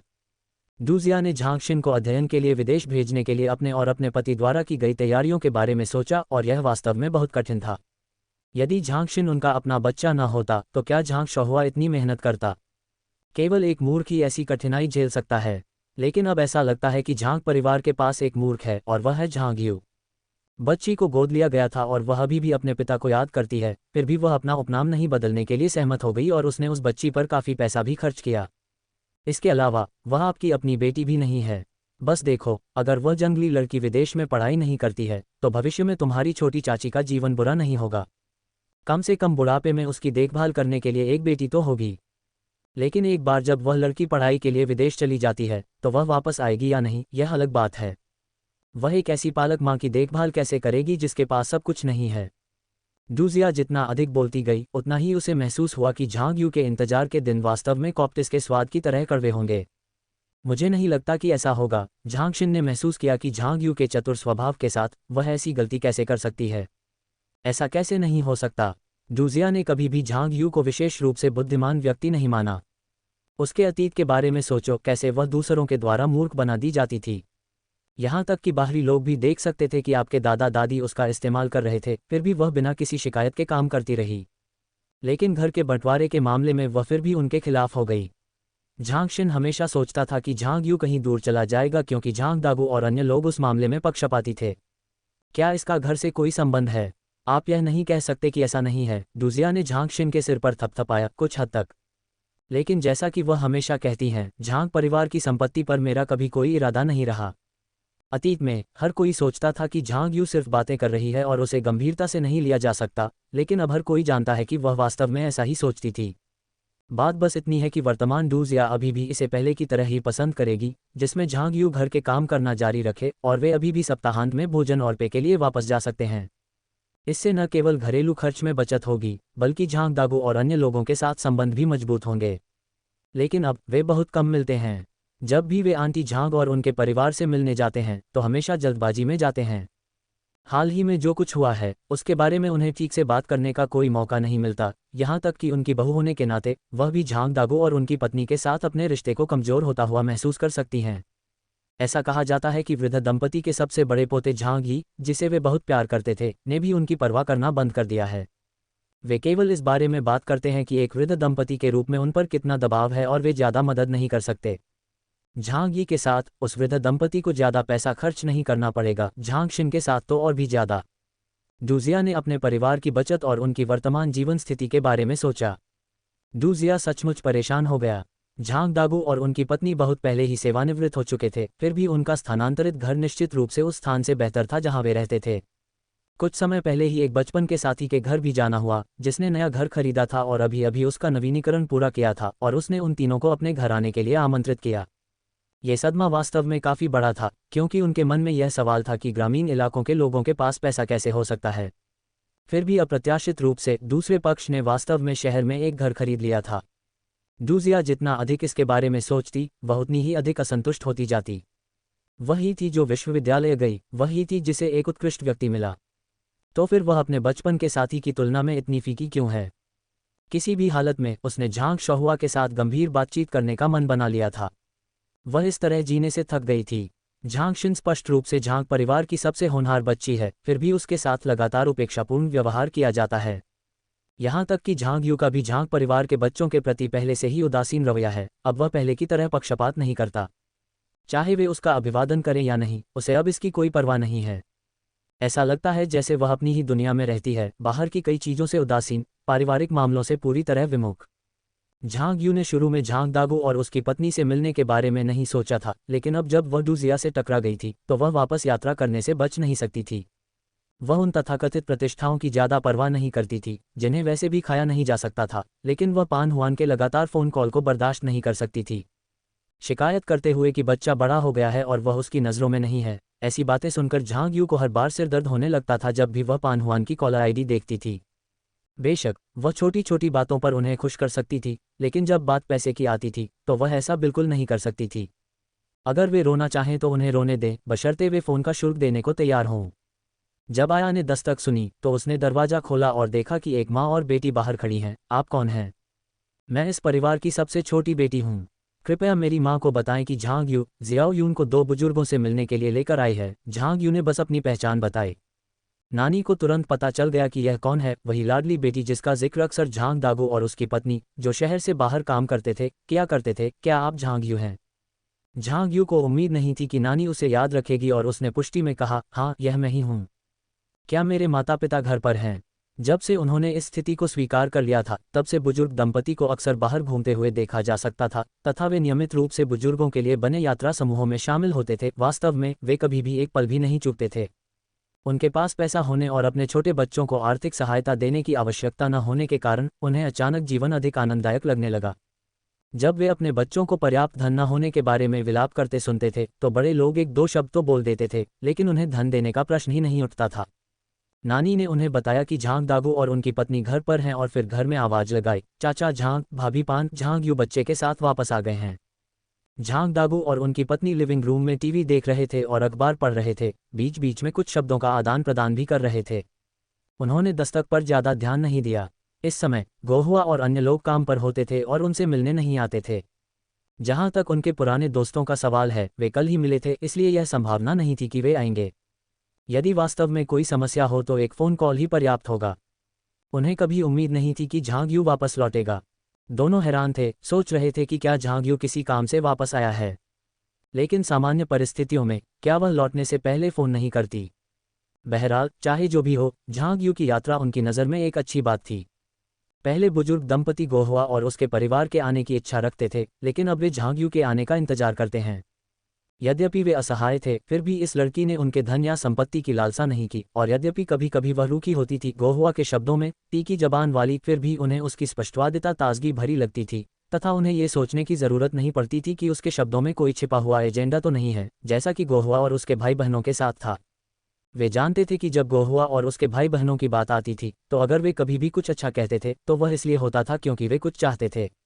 नमस्ते दादाजी और दादी जी, वांग यून ने उत्साहपूर्वक उनका अभिवादन किया। यद्यपि वह महसूस कर सकती थी कि झांग दागू और उसकी पत्नी उसे ज्यादा पसंद नहीं करते थे, फिर भी उसके सबसे बड़े चाचा और उनके परिवार की तुलना में वह काफी बेहतर थी। वांग यून को पता था कि अगर झांग यू ने उसे गोद नहीं लिया होता, तो झांग परिवार के लिए उसका उनसे कोई संबंध नहीं होता, वह सिर्फ एक अजनबी होती। झांग यू के प्रति उनके रवैये को देखते हुए वह उनसे बेहतर व्यवहार की उम्मीद कैसे कर सकती थी? किसी भी स्थिति में जब तक वह सती शिष्टाचार से काम चला लेती थी, तब तक वह पर्याप्त था। वह पैसे वाली नहीं थी, जरूरी नहीं कि हर कोई उसे पसंद करे। यहाँ तक कि पैसा भी हर किसी को पसंद नहीं आता। झांग दागू और उनकी पत्नी की वांग यू के बारे में धारणा थोड़ी बेहतर हो गई थी। आखिरकार वह झांग यू की बुढ़ापे में देखभाल करने वाली थी, और वह झांग यू द्वारा स्वेच्छा से गोद ली गई बच्ची थी। उनके प्रति उनके रवैये का झांग यू पर कोई प्रभाव नहीं पड़ा। या इसे दूसरे तरीके से कहें तो, यदि वे वांग यून के साथ थोड़ा भी बुरा व्यवहार करते, तो झांग यू लंबे समय तक उनसे मिलने नहीं जा सकता था। जियाओ यून यहाँ हैं, आप क्या खाना चाहेंगे? झांग दागू ने वांग यून का गर्मजोशी से स्वागत किया। कोई ज़रूरत नहीं, कोई ज़रूरत नहीं। वांग यून बचपन से ही स्नैक्स की बहुत शौकीन नहीं थी। भाभी पैन ने कॉफ़ी टेबल से कुछ धुले हुए अंगूर उठाए और उसे दे दिए। लड़कियों को अधिक फल खाने चाहिए। आगे बढ़ो और खाओ। झांग यू ने वांग यू को खाने के लिए इशारा किया और खुद भी कुछ अंगूर उठा लिए, जिससे वांग यू भी ऐसा ही करने लगा। आप दोनों बुजुर्ग हाल चाल कैसे हैं? बहरहाल, उनके स्वास्थ्य के बारे में पूछना ही उचित था। यह अभी भी ठीक है। यद्यपि वंशजों से घिरे रहने के दिन चले गए थे, झांग दागू का जीवन अब उतना कठिन नहीं था। वह अब वास्तव में व्यस्त था। चाहे पुराने सहकर्मियों से मिलना हो या स्कूल के साथियों से, वह हमेशा इतना व्यस्त रहता था कि उसके पास अन्य चीज़ों पर ध्यान देने का समय ही नहीं होता था। जब तक बुजुर्ग लोग बहुत अधिक अप्रिय विचारों पर ध्यान नहीं देते, तब तक उनका स्वास्थ्य प्रभावित नहीं होगा। वैसे तुमने हमें पहले क्यों नहीं बताया कि तुम आज वापस आ रहे हो? थोड़ी बहुत बातचीत के बाद पान हुआन को लगा कि झांग यू के अचानक आने का मतलब जरूर कुछ हुआ होगा। अन्यथा यदि उसने उन्हें सूचित नहीं किया होता और वापस आ गई होती, तो वे निश्चित रूप से मिलना नहीं चाहते। लेकिन वह वापस आ गई और वह अपने साथ वांग यून को भी ले आई, जिसका मतलब था कि कुछ तो चल रहा था। पान हुआन झांग यू और उसकी बेटी की यात्रा के पीछे के इरादे को ठीक से नहीं समझ सका। कंपनी ने मुझे अंतिम समय पर आने के लिए सूचित किया, और चूंकि मुझे यहाँ कुछ मामलों का ध्यान रखना था, इसलिए मैं जियाओ यून को अपने साथ ले आया। आमतौर पर यदि झांग यू को किसी मीटिंग के लिए आने की जरूरत होती, तो वह नीचे रहने वाले किसी पड़ोसी से जियो यून की देखभाल करने में मदद मांगती। यह एक भुगतान वाली व्यवस्था होती, निश्चित रूप से ऐसी नहीं होती जहां दूसरे पक्ष से बिना किसी लाभ के प्रयास करने की उम्मीद की जाती। कुछ बात है। झांग दागू को पता था कि झांग यू ऐसा कहेगा और यह जानबूझकर किया गया होगा। जियाओ यून सितंबर में प्राथमिक स्कूल जाना शुरू करेगी और मुझे लगता है कि मुझे उसे विदेश यात्रा पर ले जाना चाहिए। हालांकि मैंने अभी तक ये तय नहीं किया है कि कहाँ यात्रा करनी है, लेकिन हम हर समय घर में बंद नहीं रह सकते, ये बच्चे के लिए अच्छा नहीं है। यदि संभव हो तो बच्चों को अधिकाधिक बाहर ले जाना चाहिए ताकि वे देख सकें कि दुनिया कितनी विशाल है, ताकि वे आसानी से दूसरों के बहकावे में न आएं। झांग यू को नहीं पता था कि वांग यून सफल होगा या नहीं, लेकिन वह अपने बच्चे को बाहरी दुनिया दिखाने की उम्मीद रखती थी। बेशक सबसे महत्वपूर्ण बात यह थी कि वह खुद बाहर निकलकर दुनिया देखना चाहती थी। क्या झांग दागू इतनी आसानी से प्रभावित हो गया था? उन्होंने झांग यू को सीधे और अनौपचारिक ढंग से आंखें घुमाते हुए कहा, मुझे लगता है कि यह तुम ही हो जो बाहर जाकर मौज मस्ती करना चाहती हो। तुम्हें सब कुछ जियाओ यून के कंधों पर डालने की जरूरत नहीं है। झांग दागू जानता था कि कुछ बातें संक्षेप में कहना बेहतर होता है, ज्यादा बोलने से कोई फायदा नहीं होगा। वैसे आप कहाँ घूमने की योजना बना रहे हैं और किस समूह के साथ? हालांकि यदि आप गर्मियों में जा रहे हैं तो टूर ग्रुप व्यस्त रहते हैं, और यदि आप अभी विदेश यात्रा के बारे में सोच रहे हैं और अभी पासपोर्ट प्राप्त करना शुरू कर रहे हैं। झांग दागू ने शायद पहले कभी पासपोर्ट के लिए आवेदन नहीं किया था, लेकिन उन्हें पता था कि पासपोर्ट बनने में समय लगता है। मैं किसी टूर ग्रुप के साथ नहीं जा रहा हूं, मैं स्वयं ही हवाई जहाज का टिकट बुक करने और वीज़ा का प्रबंध स्वयं करने की योजना बना रहा हूं। यदि मैं किसी समूह के साथ यात्रा करता हूं तो वे जिन स्थानों पर जाते हैं वे वास्तव में मुझे पसंद नहीं आते, और मुझे लगता है कि यदि मैं स्वतंत्र रूप से यात्रा करता हूं तो मैं अधिक निश्चिंत रह सकता हूं। जो स्थान मुझे पसंद है मैं वहां कुछ अतिरिक्त दिन रुक सकता हूं। यदि कोई स्थान मुझे पसंद नहीं आता है तो मैं तुरंत वहां से चला जाता हूं। दूसरों को समायोजित करने की कोई आवश्यकता नहीं है। ये बात समझ में आई और झांग दागू ने सहमति में सिर हिलाया, आप गलत नहीं हैं। समूह के साथ यात्रा करना थका देने वाला हो सकता है, खासकर यदि उसमें कुछ स्वार्थी लोग भी हों। लेकिन क्या स्वतंत्र रूप से यात्रा करना कठिन नहीं है? देश के भीतर यात्रा करना एक बात थी, लेकिन कम से कम हर कोई मंदारिन बोलता था और कुछ हद तक बातचीत कर सकता था। लेकिन विदेश में क्या हुआ? आप विदेशियों से कैसे संवाद करेंगे? कोई बात नहीं, मैं थोड़ी बहुत सरल अंग्रेजी जानता हूँ। और पहली जगह जहाँ मैं जाना चाहता हूँ वह समुद्र तट है। थाईलैंड के लिए। गर्मियों के चरम पर थाईलैंड जाना और भी अधिक गर्म लग सकता है, लेकिन समुद्र के किनारे रहना ठीक है, चाहे कितनी भी गर्मी हो। उस गंतव्य के बारे में सुनकर झांग दागू और उनकी पत्नी काफी उत्सुक हो गए। क्या हम भी साथ आ सकते हैं? तुम लोग, आप भी थाईलैंड जाना चाहते हैं? हे भगवान, झांग यू उनके विचार से बिल्कुल दंग रह गया। ये बहुत अविश्वसनीय लग रहा था। ये सही है। झांग दागू ने पुष्टि की कि झांग यू ने सही सुना है, वे वास्तव में थाईलैंड जाना चाहते थे। झांग यू ने झांग दागू और उसकी पत्नी को उम्मीद से भरे चेहरों से देखा और सोचा कि वह और क्या कह सकती है। उसने एक बार फिर महसूस किया कि झांग परिवार से मिलना हमेशा एक अच्छी बात थी, क्योंकि अगर वह डूजिया और उसकी बेटी से नहीं मिलती तो उसे इस बार रिपोर्ट करने के लिए वापस आने की जरूरत नहीं पड़ती। न तो वह इस मामले को उठाती, न ही उन्हें इसमें शामिल करती। मूलतः ये केवल माँ और बेटी की यात्रा थी, लेकिन अब झांग दागू और उनकी पत्नी भी इसमें शामिल हो गए हैं। इस पर विचार करने के बाद झांग यू ने कहा, आप दोनों पहले अपना स्वास्थ्य परीक्षण करवा लें। यदि मेडिकल रिपोर्ट में कोई समस्या नहीं दिखती है तो मैं आपको अपने साथ ले जाने पर विचार कर सकता हूं। यदि स्वास्थ्य जांच रिपोर्ट स्पष्ट आए तो झांग यू ने सोचा कि यह अच्छा नहीं होगा और उसे वास्तव में उन्हें साथ ले जाना पड़ सकता है। खैर, चूंकि इस बात की प्रबल संभावना थी कि वह उन्हें ले जाएगी, इसलिए उसे अभी भी स्थिति स्पष्ट करने की आवश्यकता थी। इससे भी महत्वपूर्ण बात यह थी कि उन्हें इस बात की चिंता थी कि यदि इस यात्रा में उनका अनुभव अच्छा रहा तो वे भविष्य की यात्राओं में शामिल होने पर जोर देंगे। तब वह क्या करेगी? मुझे अपनी बेटी का पालन पोषण करना है और मुझे घर खरीदने के लिए पैसे भी बचाने हैं। किसी भी स्थिति में मैं बहुत अधिक वित्तीय दबाव में हूँ। इस यात्रा के लिए हम किफ़ायती रास्ता अपना रहे हैं। ये कहना नहीं है कि यह कठिन होगा, क्योंकि इसमें नींद और आवाज़ की कमी होगी, लेकिन ये भयानक या शानदार भी नहीं होगा। कोई बात नहीं। अगर झांग यू ने कहा कि यात्रा में मजा करना ही मायने रखता है, पैसा कोई मुद्दा नहीं है, तो ये बात उसे सचमुच परेशान कर देगी। उसे चिंता होगी कि शायद वह उसके पैसों को बर्बाद करने की फिराक में है। इसके अलावा खर्चों के बारे में आपको अपनी लागतें स्वयं ही उठानी होंगी। विमान टिकट और होटल का किराया, साथ ही हम जो खाना साथ में खाएंगे उसका खर्च मैं उठाऊंगा। फिर हम दैनिक खर्चों की गणना करेंगे। अगर तुम सचमुच जाना चाहते हो तो मुझे टिकट बुक करने के लिए 10,000 रुपये एडवांस में दे दो। आखिरकार लोगों को यात्रा पर ले जाना ठीक था, लेकिन उससे बिल चुकाने की उम्मीद नहीं की जा सकती थी। कोई बात नहीं, झांग दागू परेशान नहीं था। उसे लगा कि यह व्यवस्था काफ़ी अच्छी है। बूढ़ी औरत, क्या हमें अब अपना पासपोर्ट ले लेना चाहिए? झांग यू ने जानबूझकर 10,000 रुपये अग्रिम मांगे थे ताकि देख सकें कि क्या वे उस पैसे को देने में अनिच्छुक होंगे और भुगतान करने के लिए तैयार नहीं होंगे। यदि ऐसा होता तो वह उन्हें साथ ले जाने से साफ इनकार कर सकती थी। उसे आश्चर्य हुआ कि झांग दागू ने बिना किसी हिचकिचाहट के सहमति दे दी। वह क्या कर सकती थी? झांग यू केवल ये स्वीकार कर सकता था कि इसमें कोई मदद नहीं थी। झांग यू का निराश चेहरा देखकर झांग दागू खुशी से मुस्कुराए बिना नहीं रह सका। मुझसे प्रतिस्पर्धा करने की कोशिश कर रहे हो, है ना? वैसे अगर हम जाते हैं तो कितने दिन तक बाहर रहेंगे? झांग दागू ने उत्साहित होकर पूछा। हम शुक्रवार की उड़ान से रवाना होंगे और आधी रात को वहां पहुंचेंगे। फिर हम अगले रविवार को लौटेंगे। हम 7 या 8 दिन तक खूब मौज मस्ती कर सकते हैं। वो कैसा लगता है? 8 दिन और बजट प्रति व्यक्ति 6,000 से अधिक। झांग दागू को इसमें कोई समस्या नजर नहीं आई। यह एक सौदा है, सचमुच अच्छा है। पेन हुआन की ओर मुड़ते हुए, जो अभी भी पैसे खर्च करने से थोड़ा दुखी था, उसने कहा, ओल्ड निंग कुछ समय पहले सिंगापुर, मलेशिया, थाईलैंड गया था। 6 दिन बिताए और दौरे की लागत 6,000 से अधिक थी। इसके अलावा अतिरिक्त व्यक्तिगत खर्च भी थे। ये 3 देश थे, पेन हुआन ने पूछा था, और वह जानता था कि सिंगापुर, मलेशिया, थाईलैंड का क्या मतलब है। अगर तुम सचमुच जाना चाहते हो तो मैं भी ऐसा कर सकता हूँ। सिंगापुर वास्तव में बहुत छोटा है, वहाँ आपको बस एक फव्वारा दिखाई देगा। जहाँ तक मलेशिया की बात है तो कुछ शहर काफ़ी अच्छे हैं, लेकिन यदि आप वास्तव में इसका आनंद लेना चाहते हैं तो आपको गहराई से जानना होगा और समय लेना होगा। अगर यह मेरे ऊपर होता तो मैं कुछ ही दिनों में इतनी सारी जगहों पर जाने के लिए तैयार नहीं होता। आखिरकार ये काफ़ी थका देने वाला काम है।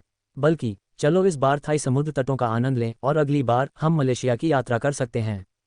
कम से कम तब हम ठीक से आराम कर सकेंगे, बजाय इसके कि बस में आराम करें और तस्वीरें लेने के लिए उतर जाएं। झांग यू के विश्लेषण को संक्षेप में सुनने के बाद पान हुआन को लगा कि उसने एक अच्छी बात कही है। ठीक है, इस बार हम थाईलैंड जाएंगे। अगले साल हम मलेशिया जाएंगे। शायद हम वसंत महोत्सव के लिए जाएं। झांग यू को लगा कि आजकल यहाँ उत्सव का माहौल वास्तव में उत्सव जैसा नहीं है। वसंत महोत्सव ऐसा लग रहा था जैसे कुछ ही दिनों की छुट्टी हो, फिर अच्छा आराम और बस इतना ही। इसकी तुलना बचपन के उत्सवी माहौल से नहीं की जा सकती। वसंत महोत्सव के दौरान यात्रा कर रहे हैं। यदि पेन हुआन के पास विकल्प होता तो वह निश्चित रूप से अपने बच्चों के साथ घर पर रहना चाहती। वह झांग यू से ये भी पूछना चाहती थी कि क्या वह सचमुच झांग गोहुआ और अन्य लोगों से मिलना नहीं चाहती थी। वसंत महोत्सव मूलतः पारिवारिक पुनर्मिलन का समय था, फिर भी झांग यू ने वास्तव में सुझाव दिया कि वह यात्रा करना चाहती है। क्या ऐसे दृष्टिकोण के साथ भाई बहनों का स्नेह मजबूत हो सकता है?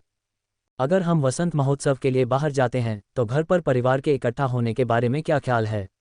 झांग दागू ने गहरी आवाज में पूछा। मैं और मेरी बेटी इसमें भाग नहीं लेंगे, तुम लोग घर पर ही रहो। झांग यू को इसकी बिल्कुल परवाह नहीं थी। वैसे भी रिश्ता बहुत साधारण है। ये दिखावा करने की कोई ज़रूरत नहीं है कि हमारे बीच बहुत अच्छा रिश्ता है। इसके अलावा क्या हमने नए साल के दिन पारिवारिक समारोह नहीं किया था? झांग यू को लगा कि एक समारोह ही काफ़ी है। मुझे लगता है कि झांग गोहुआ और अन्य लोग भी हमें देखकर खुश नहीं होंगे। बेशक, मैं भी उनसे मिलने के लिए उत्सुक नहीं हूँ, झांग यू ने बिना किसी लाग लपेट के कहा। वसंत महोत्सव के लिए मैं जल्दी निकल सकता हूँ, फिर छुट्टियों के साथ मुझे लगभग 10 दिन की छुट्टी मिल सकती है। झांग दागू ने पिछले साल के वसंत महोत्सव समारोह को याद करते हुए एक क्षण के लिए सोचा। दरअसल किसी भी पारिवारिक समारोह में माहौल काफ़ी अप्रिय होता था। छोड़ो भी, अगर यह यात्रा अच्छी है तो हम वसंतोत्सव के दौरान भी घूम सकते हैं। वह तो पैसे वाला बूढ़ा आदमी था, वह उनकी हर इच्छा और मनोदशा के अनुसार क्यों काम करेगा? वाह, झांग यू को उम्मीद नहीं थी कि झांग दागू सहमत होंगे। वे हमेशा से वसंत महोत्सव के दौरान यात्रा करने के खिलाफ थे। उनका मानना था कि त्योहार की भावना के प्रति सच्चे रहने के लिए परिवार को इसे घर पर एक साथ मनाना चाहिए। अप्रत्याशित रूप से बूढ़े व्यक्ति का हृदय परिवर्तन हो गया और झांग यू ने झांग दागू की ओर देखा। पान हुआन भी काफी हैरान था। अगर हम वसंत महोत्सव के दौरान बाहर जाते हैं तो झांग गोहुआ और बाकी लोगों का क्या होगा? क्या हमारे बिना वे भूख से मर जाएंगे? इसके अलावा घर की नौकरानी वसंत महोत्सव के लिए घर चली जाएगी, फिर खाना कौन बनाएगा? पिछले साल नए साल के दौरान आपने उन्हें बर्तन धोने दिए थे और उन्होंने बहुत बुरा भला कहा था, क्या आप भूल गए हैं? झांग दागू को लगा कि पान हुआन की याददाश्त कमजोर है। झांग दागू ने स्पष्ट रूप से कहा, उन्हें खाने पर बुलाना तो ठीक है, लेकिन उनसे घर का काम करवाना तो दूर की बात है। क्या उन्होंने यह नहीं कहा था कि उनके सहकर्मी वसंत महोत्सव के दौरान यात्रा करते हैं? क्या वे ईर्ष्यालु नहीं थे? उस समय हम उन पर तरह तरह के प्रतिबंध लगाते थे और उन पर घर पर ही रहने का दबाव डालते थे। वास्तव में अब इस बारे में सोचकर लगता है कि हम कुछ ज़्यादा ही दबंग थे। उनके अपने विचार हैं, अपनी योजनाएं हैं। अगर हम मौज मस्ती के लिए बाहर जाते हैं तो हम उन्हें जाने भी दे सकते हैं। झांग दागू ने बहुत ही निर्णायक फैसला कर लिया था। उसने अपना मन बना लिया था। हमें अभी भी अपना ध्यान रखना है। ये कहने के बाद झांग दागू ने पान हुआन से पासपोर्ट के कागजात तैयार करने को कहा। उन्होंने अगले दिन इस मामले को निपटाने की योजना बनाई। चूंकि वे वृद्ध लोगों को यात्रा पर ले जाने वाले थे, इसलिए झांग यू ने सोचा कि इससे उन्हें कुछ लाभ मिल सकता है, और उन्होंने कुछ दिन पहले चियांग यून से हुई फ़ोन कॉल का जिक्र किया, जिसमें उन्होंने बताया था कि कैसे वांग यून ने उनका नाम साझा किया था। झांग दागू, जो अपनी बहू से काफ़ी नाखुश थे, ने ठंडे स्वर में कहा, उनका नाम और उपनाम एक नहीं है, इसलिए अगर वह असहज महसूस करती हैं तो उन्हें अपना नाम बदल लेने दें। उसने कभी सोचा था कि वह अपने कार्यों में उदार है, लेकिन अब ऐसा लग रहा था कि उसका व्यवहार लगातार अनियमित होता जा रहा है। भविष्य में अगर वह तुम्हें फ़ोन करे तो इसे दिल पर मत लेना। बुरा नहीं, बिल्कुल बुरा नहीं। झांग यू को वृद्ध दंपति को यात्रा पर ले जाने के लाभ बहुत अच्छे लगे। चलते चलते उसने उस दिन डू जिया और उसकी बेटी के साथ हुई अपनी मुलाकात का जिक्र करते हुए कहा, पिताजी, ऐसा लगता है कि झांगशिन का स्कूल किसी विदेशी दौरे का आयोजन कर रहा है। उसने यह बात सीधे तौर पर तो नहीं कही, लेकिन मुझे लगता है कि उसे उम्मीद है कि मैं उसे पैसे दे दूंगा। मेरे अपने खर्चे बहुत ज़्यादा हैं, इसलिए मैं कोई पैसा नहीं दूंगा। वैसे भी अगर भविष्य में जियाओ यून को किसी चीज़ की ज़रूरत होगी तो मैं उन पर भरोसा नहीं करूंगा। झांग दागू ने पहली बार इसके बारे में सुना था और वह थोड़ा हैरान हुआ। यदि आप नहीं देना चाहते हैं तो मत दीजिए। आप पहले भी उनकी बहुत मदद कर चुके हैं। यदि वे झांग यू से सीधे पूछने की हिम्मत करते तो वे निश्चित रूप से वृद्ध दंपति को आसानी से नहीं छोड़ते। झांग दागू ने जल्दी से अपने मन में निर्णय लिया कि कितना पैसा उचित होगा। हा, ये सुनकर झांग यू को अविश्वसनीय संतुष्टि महसूस हुई। यदि चांग यून और अन्य लोग उस बूढ़े व्यक्ति की बातें सुन पाते तो वे संभवतः क्रोधित होकर मर जाते। झांग शहुआ और उसकी पत्नी को झांगशिन के लिए महासागर के दूसरी ओर जाने के लिए वीजा भी मिल गया, और उन्होंने उत्साहपूर्वक झांग दागू और उसकी पत्नी को सूचित किया। उन्होंने सोचा, अब जबकि वीजा जारी हो गया है और झांगशिन मौज मस्ती करने के लिए अकेले विदेश जा रही है, तो दादा दादी होने के नाते क्या उन्हें उसे कुछ पैसे नहीं देने चाहिए। झांग दागू इसके लिए तैयार थे। अपनी मां की मंशा सुनकर उसने सीधे 1000 युआन वाला लाल लिफाफा दे दिया। डू जिया ने लाल लिफाफा लिया। उसका दिल बैठ गया, ये जानकर कि दिया गया पैसा ज़्यादा नहीं था, और वह अंदर ही अंदर बड़बड़ाने लगी कि वह वास्तव में कंजूस था। लेकिन चाहे वह कितनी भी असंतुष्ट क्यों न हो, वह इसे उनके सामने प्रदर्शित नहीं कर सकती थी। झांग दागू को याद आया कि उनके वीजा और पासपोर्ट तैयार हो चुके हैं। उन्होंने कहा, ठीक है, हम लिटिल यू और उसकी बेटी के साथ कुछ दिनों के लिए थाईलैंड जाने की योजना बना रहे हैं। उसने कहा कि वे विदेश जा रहे हैं, जियाओशिन भी विदेश जा रहा है। अगर हर कोई यात्रा कर रहा है तो एक दूसरे के लिए उपहार लाने की कोई आवश्यकता नहीं है। आखिरकार विदेश से चीज़ें वापस लाना काफ़ी थका देने वाला काम है। वैसे जियाओशिन, इस बार आपकी विदेश यात्रा आपके भविष्य के विदेश अध्ययन के लिए एक अग्रदूत के रूप में भी काम करेगी। यदि आप विदेश में अध्ययन करने की योजना बना रहे हैं तो आपके पास जो महान अवसर है, उसे देखते हुए आपको वहाँ की स्थिति पर अच्छी तरह से विचार करना चाहिए और उसे समझना चाहिए। जब आप घर से दूर हों तो पैसे नहीं बख्शने चाहिए। मेरे लिए उपहार खरीदने के बारे में मत सोचिए। झांग दागू को यह भी पता था कि उसने झांगशिन को ज़्यादा पैसे नहीं दिए थे, लेकिन ये ठीक था। उन्हें वैसे भी उम्मीद नहीं थी कि झांगशिन उनके लिए कुछ खास अच्छा लेकर आएगी।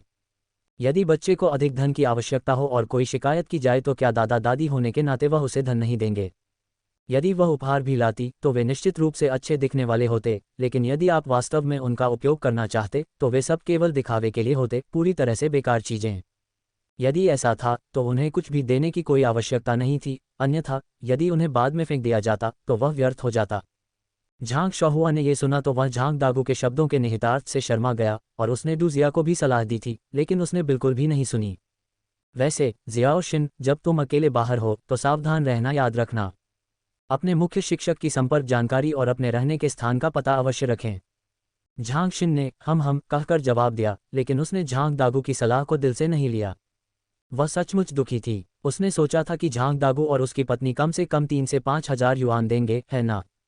लेकिन उसे यह जानकर आश्चर्य हुआ कि उन्होंने केवल 1,000 रुपये ही दिए, और यह भी कहा कि उन्हें विदेश यात्रा के लिए पैसे बचाने की जरूरत है। झांगशिन ने जितना अधिक इसके बारे में सोचा उतना ही अधिक क्रोधित हुई। वह वास्तव में ये समझ नहीं पा रही थी कि इन वृद्ध लोगों को अभी भी विदेश यात्रा करने की आवश्यकता क्यों है। क्या चीन में उनके आनंद के लिए पर्याप्त चीज़ें नहीं थीं? और झांग यू भी, उनका और उनकी बेटी का मौज मस्ती के लिए बाहर जाना ठीक था, लेकिन झांग दागू और उनकी पत्नी को भी साथ ले जाना बहुत ज़्यादा था। इससे भी अधिक अतिशयोक्ति तो ये थी कि पैसे की कमी न होने के बावजूद उन्होंने एक पैसा भी नहीं दिया, और कहा कि वे सभी एक दूसरे के लिए उपहार त्याग रहे हैं। लेकिन क्या एक दूसरे के लिए खरीदे गए उपहार संभवतः एक ही स्तर के हो सकते हैं? वह तो मात्र एक छात्रा थी और उसके पास बहुत कम पैसे थे। वह कैसे सभी प्रकार की चीज़ें खरीद सकती थी? झांग यू, जो पहले से ही काम कर रही थी, की आय अच्छी खासी थी, इसलिए उसके द्वारा खरीदे जाने वाले उपहार निश्चित रूप से बेहतर थे। लेकिन अब उपहार छूट की प्रत्यक्ष घोषणा के साथ झांग शिन को अपने दिल में बहुत निराशा महसूस हुई। लेकिन वह इसके बारे में क्या कर सकती थी? क्या वह झांग दागू के प्रति नखरेबाजी से पेश आकर उसका दिल पिघला सकती थी और उसे अधिक पैसे दे सकती थी? वह ये भी नहीं कर सकी। झांग यू का तो जिक्र ही नहीं, जिसके पैसे देने की संभावना और भी कम थी। भूल जाओ, झांग यू को भूल जाओ।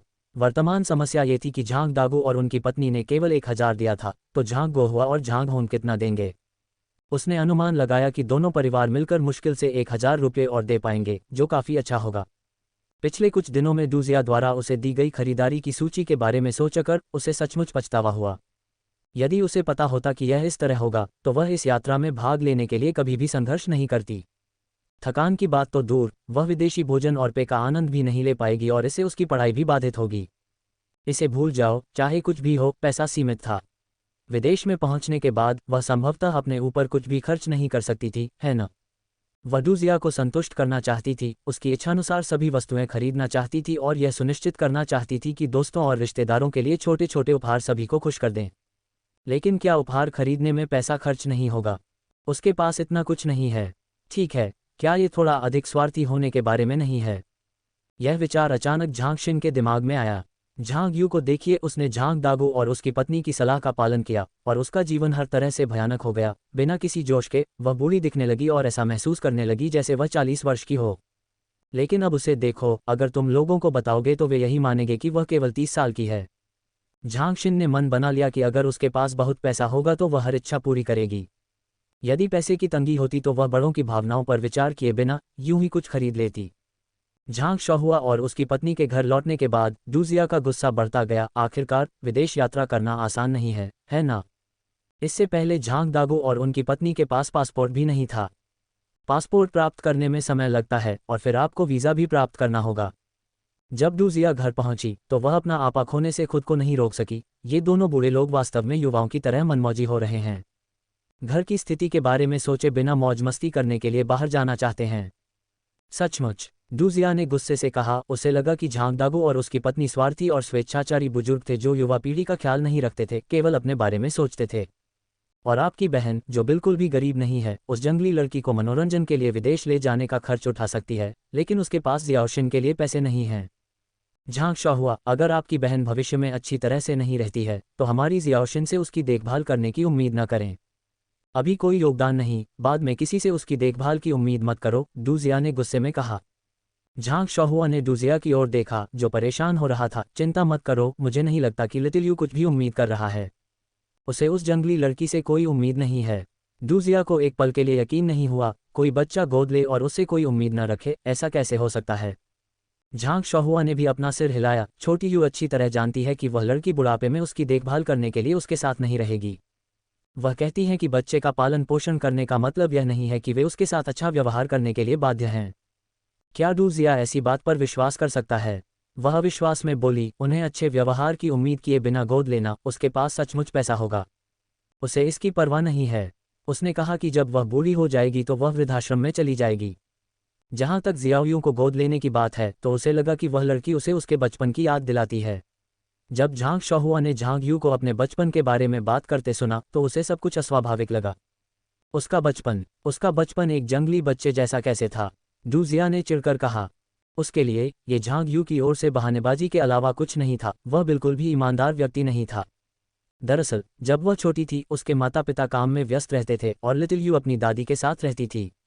ओह, तो मामला ये था। डूजिया ने वास्तव में इसके बारे में पहले कभी नहीं सुना था।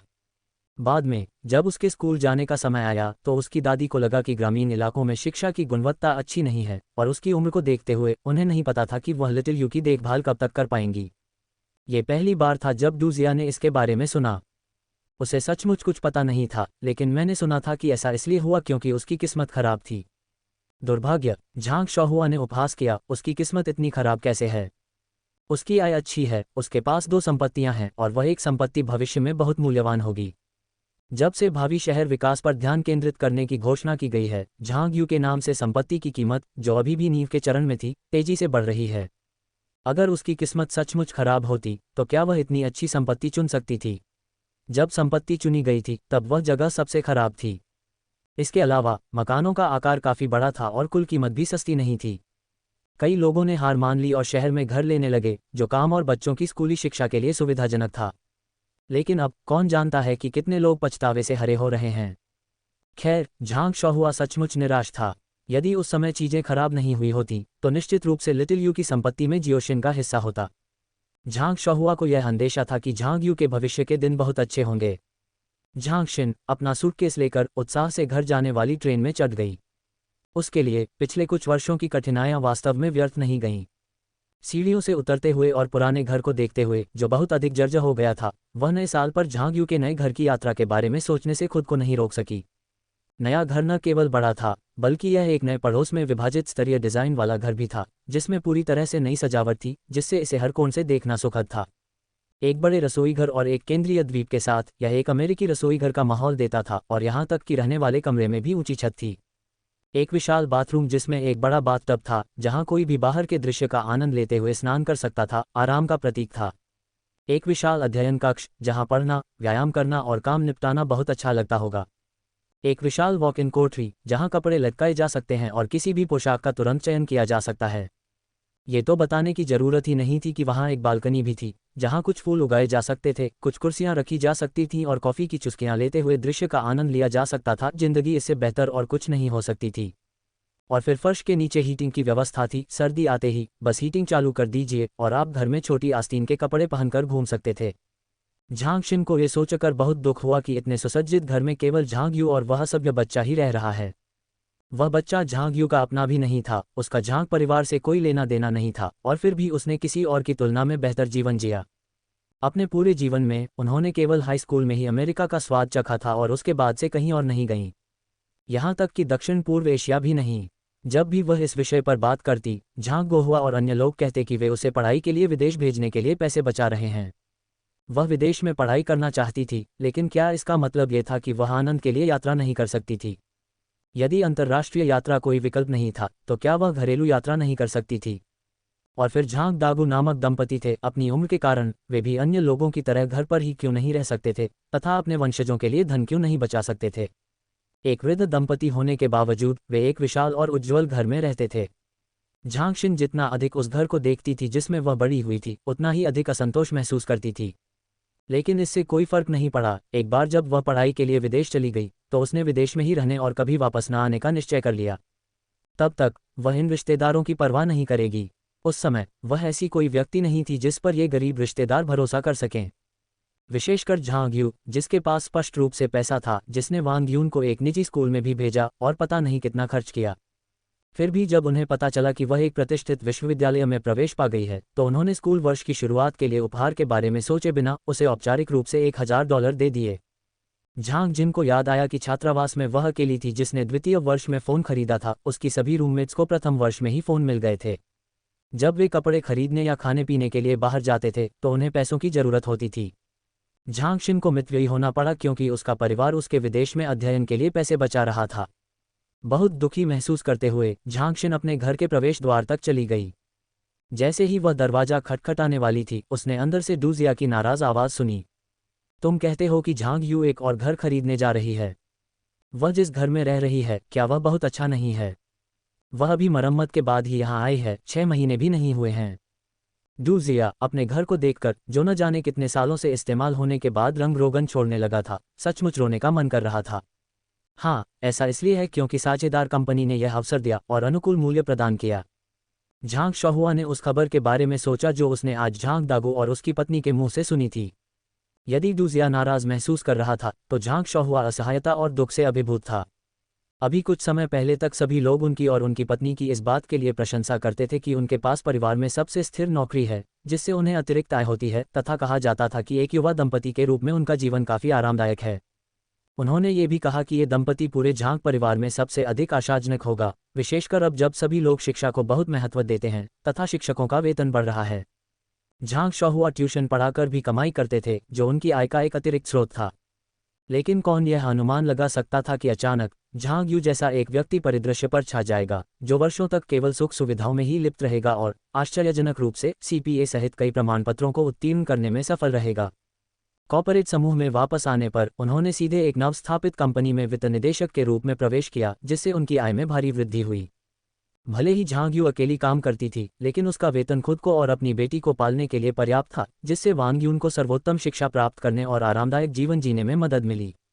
वे भोजन और मनोरंजन का खर्च उठा सकते थे और निश्चित रूप से वांग यून ने अपनी पढ़ाई की उपेक्षा नहीं की। झांग शहुआ ने सोचा कि कैसे रिश्तेदार अब अक्सर झांग यू की प्रशंसा करते थे, उसे काम में सक्षम और सफल बताते थे और यहाँ तक कि उसकी बेटी को भी आज्ञाकारी, समझदार और शैक्षणिक रूप से मजबूत बताते थे। संक्षेप में, रिश्तेदारों की नज़र में झांग यू को एक उज्ज्वल भविष्य वाली लड़की के रूप में देखा जाता था, चाहे उसकी शुरुआत कुछ भी हो, और वह झांग परिवार का गौरव थी। उन्होंने कहा, इसके अलावा उसे उग्र लड़की मत कहिए। वह लड़की अभी जूनियर हाई स्कूल में है और विभिन्न प्रतियोगिताओं में भाग ले रही है। भविष्य में इस बच्चे की संभावनाएं धूमिल नहीं होंगी। झांग शहुआ ने कभी नहीं सोचा था कि झांग यू, जिसने एक लड़की को सहजता से अपने साथ ले लिया था, इतना उत्कृष्ट साबित होगा। इससे ईर्ष्या क्यों न जगे और लोग अतीत की उस बात को क्यों न सोचें जब एक गुरु ने झांग यू के जीवन की भविष्यवाणी करते हुए दावा किया था कि उसके भाग्य में अकेलापन और दुर्भाग्य लिखा है। अब उसे देखो, क्या इसे ही अकेलेपन का जीवन कहते हैं? खराब किस्मत। हो सकता है कि भविष्य में वांग यून को उसकी भलाई की परवाह न हो, लेकिन उसके नाम पर पैसा और संपत्ति होने के कारण उसे वास्तव में इन चीज़ों के बारे में चिंता करने की आवश्यकता नहीं होगी।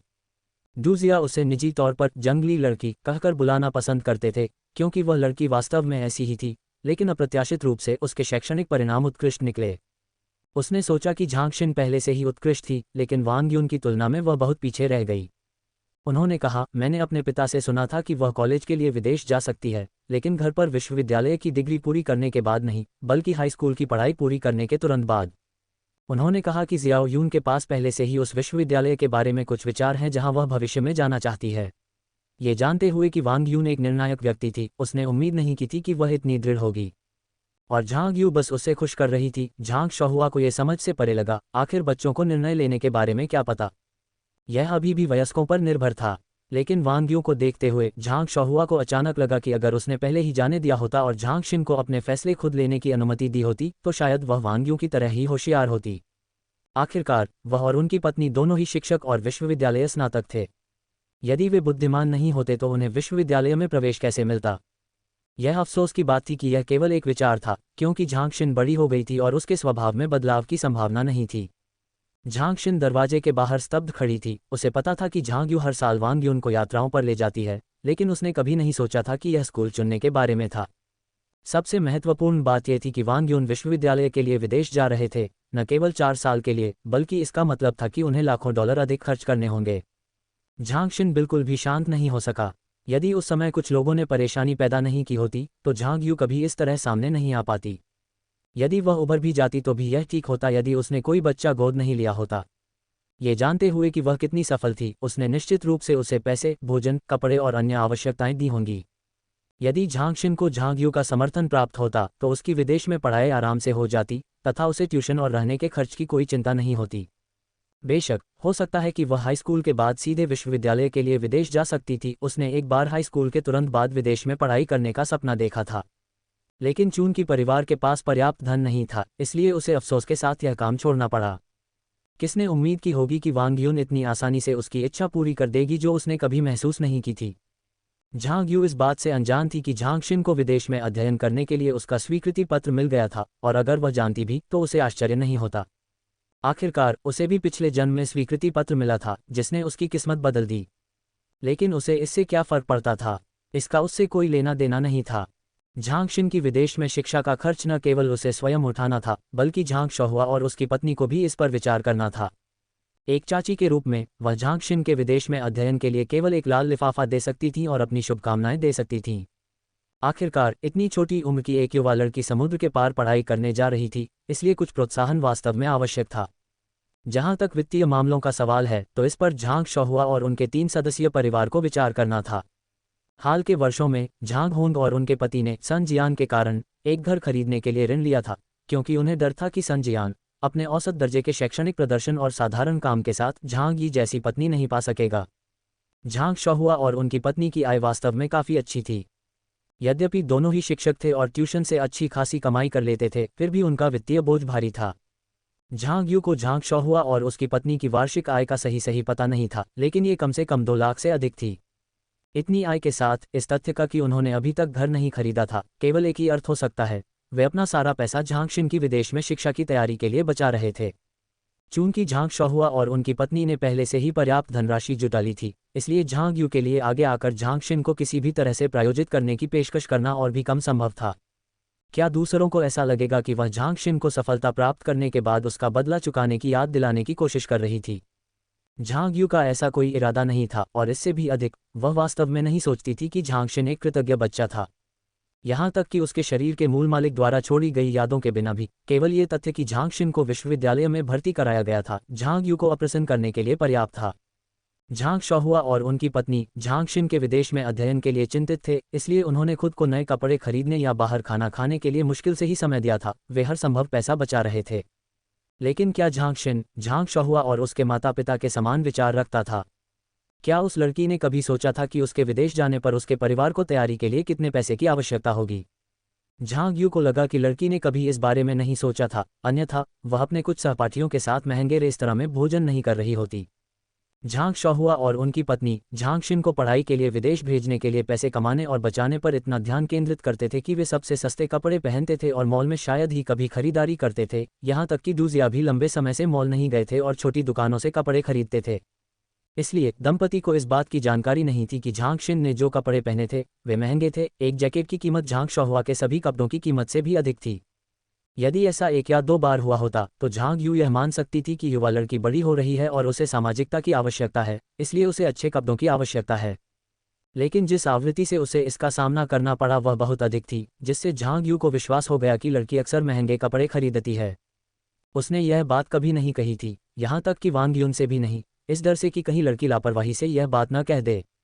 आखिरकार झांग शहुआ और उसकी पत्नी की नज़र में झांग शिन हर तरह से परिपूर्ण थी। अचानक अगर वह दावा करती कि झांग शिन के सभी कपड़े महंगे थे तो उन्हें यकीन था कि झांग शहुआ और उसकी पत्नी के सदमे के बावजूद वे निश्चित रूप से झांग शिन के पक्ष में खड़े रहेंगे, ये दावा करते हुए कि वे अपनी बेटी के कार्यों से अवगत हैं और उसका समर्थन करते हैं।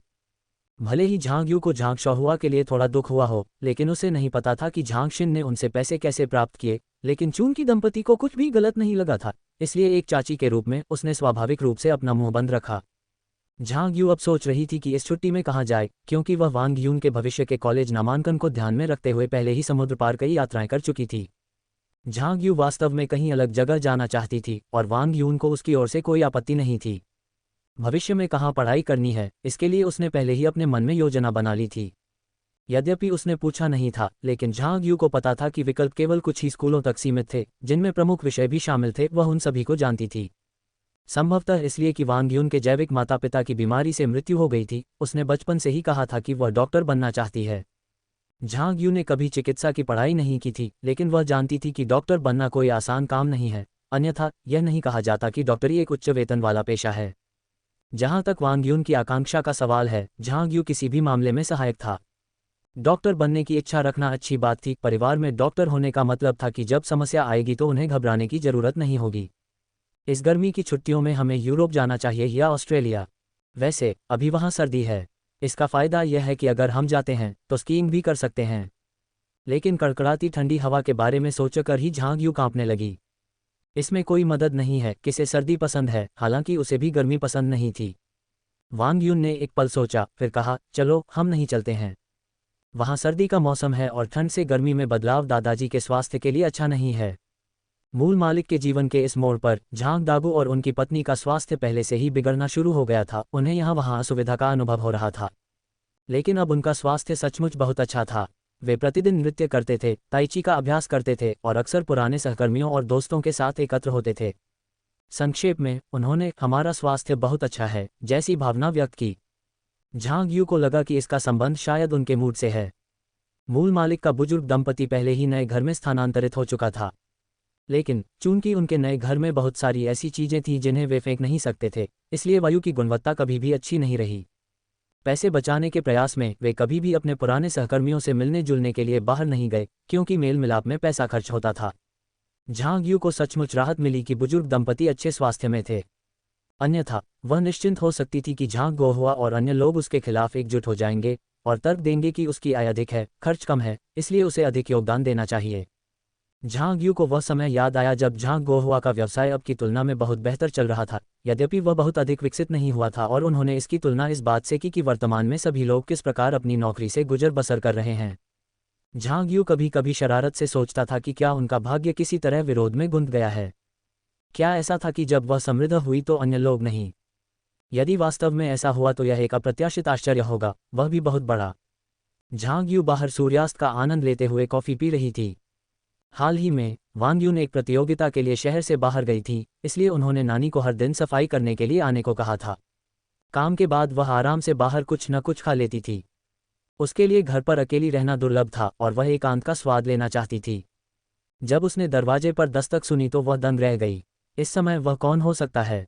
झांग यू ने अपना कॉफी कप नीचे रखा, दरवाजे की ओर चली गई और झांकने के छेद से देखा। उसे आश्चर्य हुआ कि यह झांगशिन था। ये सचमुच एक सदमा था। जब से वह बच्चा अध्ययन दौरे के लिए विदेश गया था और चाची होने के नाते झांग यू ने उसे कोई पैसा नहीं दिया था, तब से कहा जा सकता है कि उनका रिश्ता बहुत खराब हो गया था। ये कहना अतिशयोक्ति नहीं होगी कि यह गहरी ठंड की स्थिति में पहुंच गया था। आवश्यक अभिवादन के अलावा झांगशिन झांग यू को नज़रअंदाज करने की स्थिति में था। जहां तक झांगशिन के व्यवहार का सवाल है, झांग यू को कोई बोझ महसूस नहीं हुआ। आखिरकार वे तो बस परिचित अजनबी थे, एक उदासीन रिश्ता ही बेहतर था। इन वर्षों में वह रिश्ता जो कभी आसान नहीं हुआ था, अब झांगशिन की अचानक उपस्थिति वास्तव में क्या चल रहा था? झांग यू सचमुच हैरान था। क्या झांगशिन को एक प्रतिष्ठित विदेशी विश्वविद्यालय में स्नातक कार्यक्रम में प्रवेश की स्वीकृति की सूचना देना उचित होगा? लेकिन ऐसे भव्य प्रदर्शन की कोई आवश्यकता नहीं थी। झांग शाहुआ ने पहले ही पारिवारिक समूह में विदेशी विश्वविद्यालय से प्राप्त स्वीकृति पत्र पोस्ट कर दिया था। खैर, बच्चा पहले ही दरवाजे पर आ चुका था। वह इसे खोले बिना नहीं रह सकती थी। बिना किसी संदेह के उनके कारण झांग और पैन परिवारों के सभी रिश्तेदार अब जानते थे कि झांग यू एक स्वार्थी और उदासीन व्यक्ति था। यहाँ तक कि झांग दागो और उनकी पत्नी को यात्रा पर ले जाते समय भी बुजुर्ग दंपत्ति को ही भुगतान करना पड़ता था। भाइयों और बहनों या युवा पीढ़ी को थोड़ी मदद देने की बात तो छोड़ ही दीजिए। वह झांग यी और अन्य लोगों पर पैसा खर्च करने के बजाय उस गोद लिए हुए बच्चे पर पैसा खर्च करना पसंद करेगी। यद्यपि वांग यून अभी हाई स्कूल में प्रवेश लेने वाली बच्ची ही थी, फिर भी उसकी उत्कृष्ट शैक्षणिक उपलब्धियों और राष्ट्रीय प्रतियोगिताओं में मिले अनेक स्वर्ण पदकों को हल्के में नहीं लिया जा सकता था। झांग परिवार के पूर्व गौरव झांगशिन की तुलना वांग यून से नहीं की जा सकती, अन्य की तो बात ही छोड़ दीजिए। झांग यू ने दरवाजा खोला और झांगशिन को अंदर आने दिया। तभी उसने देखा कि लड़की कितनी उदास लग रही थी। क्या हुआ? उसने बाहर देखा और उसे एहसास हुआ कि मिस्टर और श्रीमती झांग शाहुआ नजर नहीं आए। श्रीमान क्यों नहीं थे? और श्रीमती झांग शाहुआ मौजूद थे और झांगशिन अकेले क्यों आए थे? झांग यू को संदेह होने से रोका नहीं जा सका। क्या यह मामला ऐसा था कि बड़े को पैसा नहीं मिल पाया, इसलिए उन्होंने छोटे को प्रयास करने के लिए भेजा? जैसे ही झांगशिन घर में दाखिल हुई, उसे अंदर ठंड का एहसास हुआ। खाली बैठक और भोजन कक्ष को देखकर वह समझ गई कि यह केंद्रीय एयर कंडीशनिंग की शक्ति थी। हालांकि झांग यू घर पर अकेला था, फिर भी एयर कंडीशनिंग पूरी तरह चालू थी। वह सिर्फ इसलिए अपने ऊपर कंजूसी नहीं करती थी क्योंकि वह अकेली थी। अमीर लोगों को इस बात की परवाह नहीं होती थी कि बिजली का बिल कितना आएगा। धम्म से झांगशिन सीधे झांग यू के सामने घुटनों के बल बैठ गया, जो तुरंत चौंक गया। यह क्या है? ये स्थिति क्या थी? क्या उसे इस बात की चिंता थी कि वह उसे पैसे नहीं देगा, इसलिए उसने ये कदम उठाया? कृपया, कौन नहीं जानता था कि वह एक निर्दयी महिला थी? क्या घुटने टेकने से सचमुच उसका दिल नर्म हो जाएगा? आंटी, मैं विदेश में पढ़ाई करना चाहती हूँ, क्या आप मुझे थोड़ा सा खर्चा दे सकती हैं? झांगशिन जानती थी कि चूंकि वह घुटने टेक चुकी थी, इसलिए पीछे मुड़ने का कोई रास्ता नहीं था। मुझे पता है कि आपके पास पैसा है आंटी, और आप घर खरीदने वाली हैं। चूंकि उसके पास घर खरीदने के लिए पैसे थे, तो वह उसे प्रायोजित क्यों नहीं कर सकती थी? थोड़ा प्रायोजित करें। उन्हें ये भी पता चला कि वह एक और घर खरीदने जा रही थी। झांग परिवार वास्तव में बहुत जानकार था। झांग यू ने स्वयं ये जानने की जहमत नहीं उठाई कि झांगशिन को इसके बारे में कैसे पता चला। गहरी सांस लेते हुए उसने झांगशिन को कई बार खींचा। फर्श ठंडा है, यह आपके स्वास्थ्य के लिए बुरा है। यद्यपि वहां फर्श तो था, लेकिन अंडरफ्लोर हीटिंग सिस्टम के कारण, जो गर्मियों में ठंडक के लिए ठंडा पानी प्रसारित करता था, वहां अभी भी ठंडक महसूस हो रही थी। इसलिए भले ही यह सिर्फ फर्श ही था, फिर भी ये थोड़ा ठंडा था, जो एक लड़की के स्वास्थ्य के लिए अच्छा नहीं था। मैं नहीं उठ रहा हूँ। झांगशिन का उठने का कोई इरादा नहीं था। वह घुटने टेकने के लिए दृढ़ थी, क्योंकि उसे विश्वास था कि इससे झांग यू पर उसे प्रायोजित करने के लिए आवश्यक दबाव बनेगा। झांग यू उठने को तैयार नहीं थी। उसने देखा कि बच्ची ने अपना मन बना लिया है, इसलिए उसने और नहीं खींचा। यदि कोई व्यक्ति ठंड और कठिनाई सहने को तैयार हो तो बेहतर है कि उसमें ज्यादा हस्तक्षेप न किया जाए। बच्ची बड़ी हो गई थी और उसके अपने विचार थे। उसके रूप रंग से झांग यू को पता चल गया कि वह ज्यादा देर तक टिक नहीं पाएगी। ऐसा नहीं था कि उसने उसे बाहर निकलने का कोई रास्ता नहीं दिया था। एक रास्ता सुझाया गया था, यदि उसने अवसर का लाभ नहीं उठाया तो देखते हैं कि बाद में वह इस संकट का समाधान कैसे करेगी। शुरुआत में उसे ठंडक महसूस नहीं हुई थी, उसे फर्श काफ़ी ठंडा लग रहा था। वह इतनी दूर दौड़कर आई थी और उसे काफ़ी गर्मी लग रही थी, ऐसा लगा कि यह ठंडक पाने का एक तरीका है। लेकिन जैसे जैसे वह घुटनों के बल बैठी रही, झांग शिन को एहसास होने लगा कि कुछ गड़बड़ है। उसे लगा कि वह अब और अधिक समय तक नहीं टिक सकेगी। फिर भी वह ऐसे ही हार नहीं मान सकती थी, वह निश्चित रूप से इससे खुश नहीं होगी क्योंकि यह बहुत शर्मनाक होगा। उसने पहले झांग यू की प्रतिक्रिया देखने का फैसला किया। उसे ये देखकर निराशा हुई कि वह पास ही सोफे पर बैठी हुई, कॉफ़ी की चुस्कियां लेती हुई, अपने टैबलेट को देखती हुई, उस पर ध्यान नहीं दे रही थी। झांग शिन क्रोधित हो गया। वह घुटनों के बल बैठी थी और उधर झांग यू था जो उसे पूरी तरह से नज़रअंदाज कर रहा था। क्या उसे चुपके से खड़ा हो जाना चाहिए? लेकिन आगे सोचने पर यह भी गलत लगा। क्या उसने यह अपेक्षा की थी कि वह ऐसा व्यवहार करेगी जैसे कुछ हुआ ही न हो? झांग यू को अपनी पीड़ा से अवगत कराने के लिए झांग शिन दर्द से चिल्लाने से खुद को रोक नहीं सकी। आउच! झांग यू को पता था कि यह उसके लिए सुनने लायक चीख थी और कॉफ़ी का एक घूंट पीने के बाद उसने कहा, मैंने तुमसे पहले भी कहा था, तुम्हारा शरीर इसे नहीं झेल सकता। आपने घुटने टेकने पर जोर दिया। उसे उठने के लिए कहने के लिए अपनी आवाज़ उठाना वह आखिरी काम था जो झांग यू करना चाहती थी। ऐसा नहीं था कि वह उसे खड़े होने की इजाज़त नहीं दे रही थी। वह चेहरा चाहती थी, लेकिन क्या इसका मतलब यह था कि बड़ों को चेहरा नहीं चाहिए? झांग शिन ने यह उम्मीद नहीं की थी कि झांग यू वास्तव में इतना उदासीन होगा। उसने उसकी पीड़ा स्पष्ट रूप से सुनी, फिर भी उसने उसे उठने के लिए कहने के लिए कोई आवाज़ नहीं निकाली। झांग शिन ने अपने होंठ काटे। एक बार जब वह वापस लौटेगी तो वह अपने सभी रिश्तेदारों और दोस्तों को झांग यू के असली रंग के बारे में बता देगी कि कैसे उसके पास युवा पीढ़ी के लिए कोई सहानुभूति नहीं है। वह उदासीनता के अलावा कुछ नहीं चाहती थी, वह चाहती थी कि अधिक लोग उसे देखें कि वह वास्तव में कौन थी। झांग यू को इस बात का जरा भी अंदाज़ा नहीं था कि झांग शिन के मन में ऐसी कोई योजना है। अगर उसे पता भी होता तो उसे इसकी परवाह नहीं होती, प्रतिष्ठा उसके लिए एक बेड़ी के अलावा कुछ नहीं थी। झांग शिन की ओर एक नज़र डालते हुए झांग यू ने देखा कि वह अभी भी घुटनों के बल बैठी हुई थी। खैर, लड़की काफ़ी जिद्दी थी, उसने सोचा था कि झांग शिन अब तक हार मान चुका होगा। लेकिन ये लड़की अभी जवान थी। कुछ चीज़ों में दृढ़ता की आवश्यकता होती है, लेकिन कुछ मामलों में दृढ़ता बरतना उसके स्वयं के स्वास्थ्य के लिए हानिकारक हो सकता है। यदि वह टिक सकती है तो उसे जारी रखने दीजिए। वह उस युवा लड़की का अपमान नहीं होने दे सकती थी। अपनी कॉफ़ी खत्म करने के बाद झांग यू ने कुछ सामग्री देखना जारी रखा तथा घरेलू और अंतर्राष्ट्रीय समाचारों से अवगत हुई। पिछले कुछ वर्षों में यह एक आदत बन गई थी, खबरों से अपडेट रहना, गति बनाए रखने और पैसा कमाने के लिए महत्वपूर्ण था। झांग शिन ने पाया कि समाचार पढ़ने या संदेशों का जवाब देने के अलावा झांग यू को कभी कभी काम से संबंधित कुछ कॉल भी आती थीं, जिससे ऐसा लगता था कि वह हमेशा व्यस्त रहती थीं। झांग शिन को लगा कि यही उसका सीखने का लक्ष्य है। भविष्य में वह झांग यू की तरह एक मजबूत और शक्तिशाली महिला बनना चाहती थी। बहुत सारा पैसा कमाना और जो लोग उसे नीची नज़र से देखते थे उन्हें अपने पैरों पर झुकने पर मजबूर करना, जैसे कि उसके सामने वाला व्यक्ति। इस बात को ध्यान में रखते हुए झांग शिन को यह एहसास हुआ कि यह तो बस अपना चेहरा खोने के बारे में है, ऐसा कुछ जो न तो भूख मिटाता है और न ही इसका कोई अन्य उपयोग है। वह चुपचाप खड़ी हो गई और सोचने लगी कि कुछ ऐसा कहे जिससे उसकी गरिमा बच सके। मैंने तुमसे कहा था कि फर्श ठंडा है, लेकिन तुमने मेरी बात नहीं सुनी। अब जब आपने स्वयं इसका अनुभव कर लिया है तो कैसा महसूस हो रहा है? मैंने तुमसे झूठ तो नहीं बोला। उस व्यक्ति को खड़ा देखकर झांग यू फिर बोला। ये सुनकर झांग शिन बहुत क्रोधित हुआ, सचमुच बहुत क्रोधित हुआ। वह जवाब देना चाहती थी, लेकिन फिर उसने हार मान ली। कोई बात नहीं, उसे इसके झांसे में नहीं आना चाहिए। झांग शिन को एहसास हुआ कि इतने लंबे समय के बाद भी वे अभी तक मुख्य मुद्दे तक नहीं पहुंचे थे। इसके बजाय उसका अपना चेहरा ही पीड़ित था।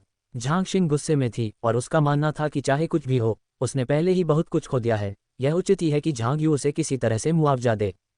आंटी, मुझे एक प्रतिष्ठित विदेशी स्नातक स्कूल में दाखिला मिल गया है। झांग शिन झांग यू के सामने सोफे पर बैठा था। बधाई हो। झांग यू ने ईमानदारी से उसे बधाई दी। वास्तव में जब उसने झांग शोहुआ द्वारा भेजा गया प्रवेश पत्र देखा तो वह आश्चर्यचकित हो गई। उसे याद आया कि पिछले जन्म में झांग शिन को स्नातक अध्ययन के लिए इतने प्रतिष्ठित विश्वविद्यालय में प्रवेश नहीं मिला था। क्या ऐसा हो सकता है कि उसके तितली प्रभाव के कारण झांग शिन को किसी प्रतिष्ठित विश्वविद्यालय में प्रवेश मिल गया हो? ये तो बस एक और बधाई थी। झांग शिन को अब ऐसे आशीर्वाद सुनने से सचमुच नफरत हो गई थी। उसके लिए ये कहावत कि एक छोटा सा उपहार सम्मान का प्रतीक है, कोई मायने नहीं रखती थी। उसकी नज़र में एक भारी उपहार ही मूल्य का सही माप था। मेरे माता पिता के पास ज़्यादा पैसे नहीं हैं और मैं उनकी सेवानिवृत्ति की राशि को विदेश में पढ़ाई के लिए इस्तेमाल नहीं कर सकती।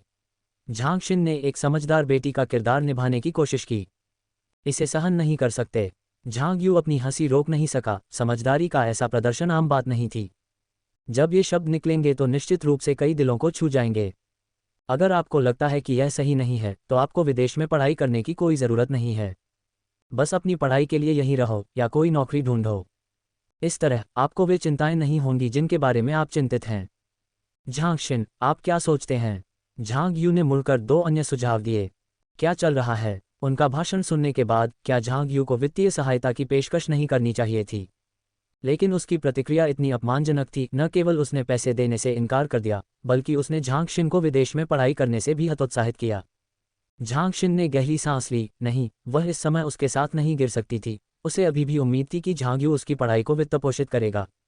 लेकिन जिस विषय में मैं पढ़ाई कर रहा हूँ उसमें विदेश जाने से और भी अधिक लाभ होगा।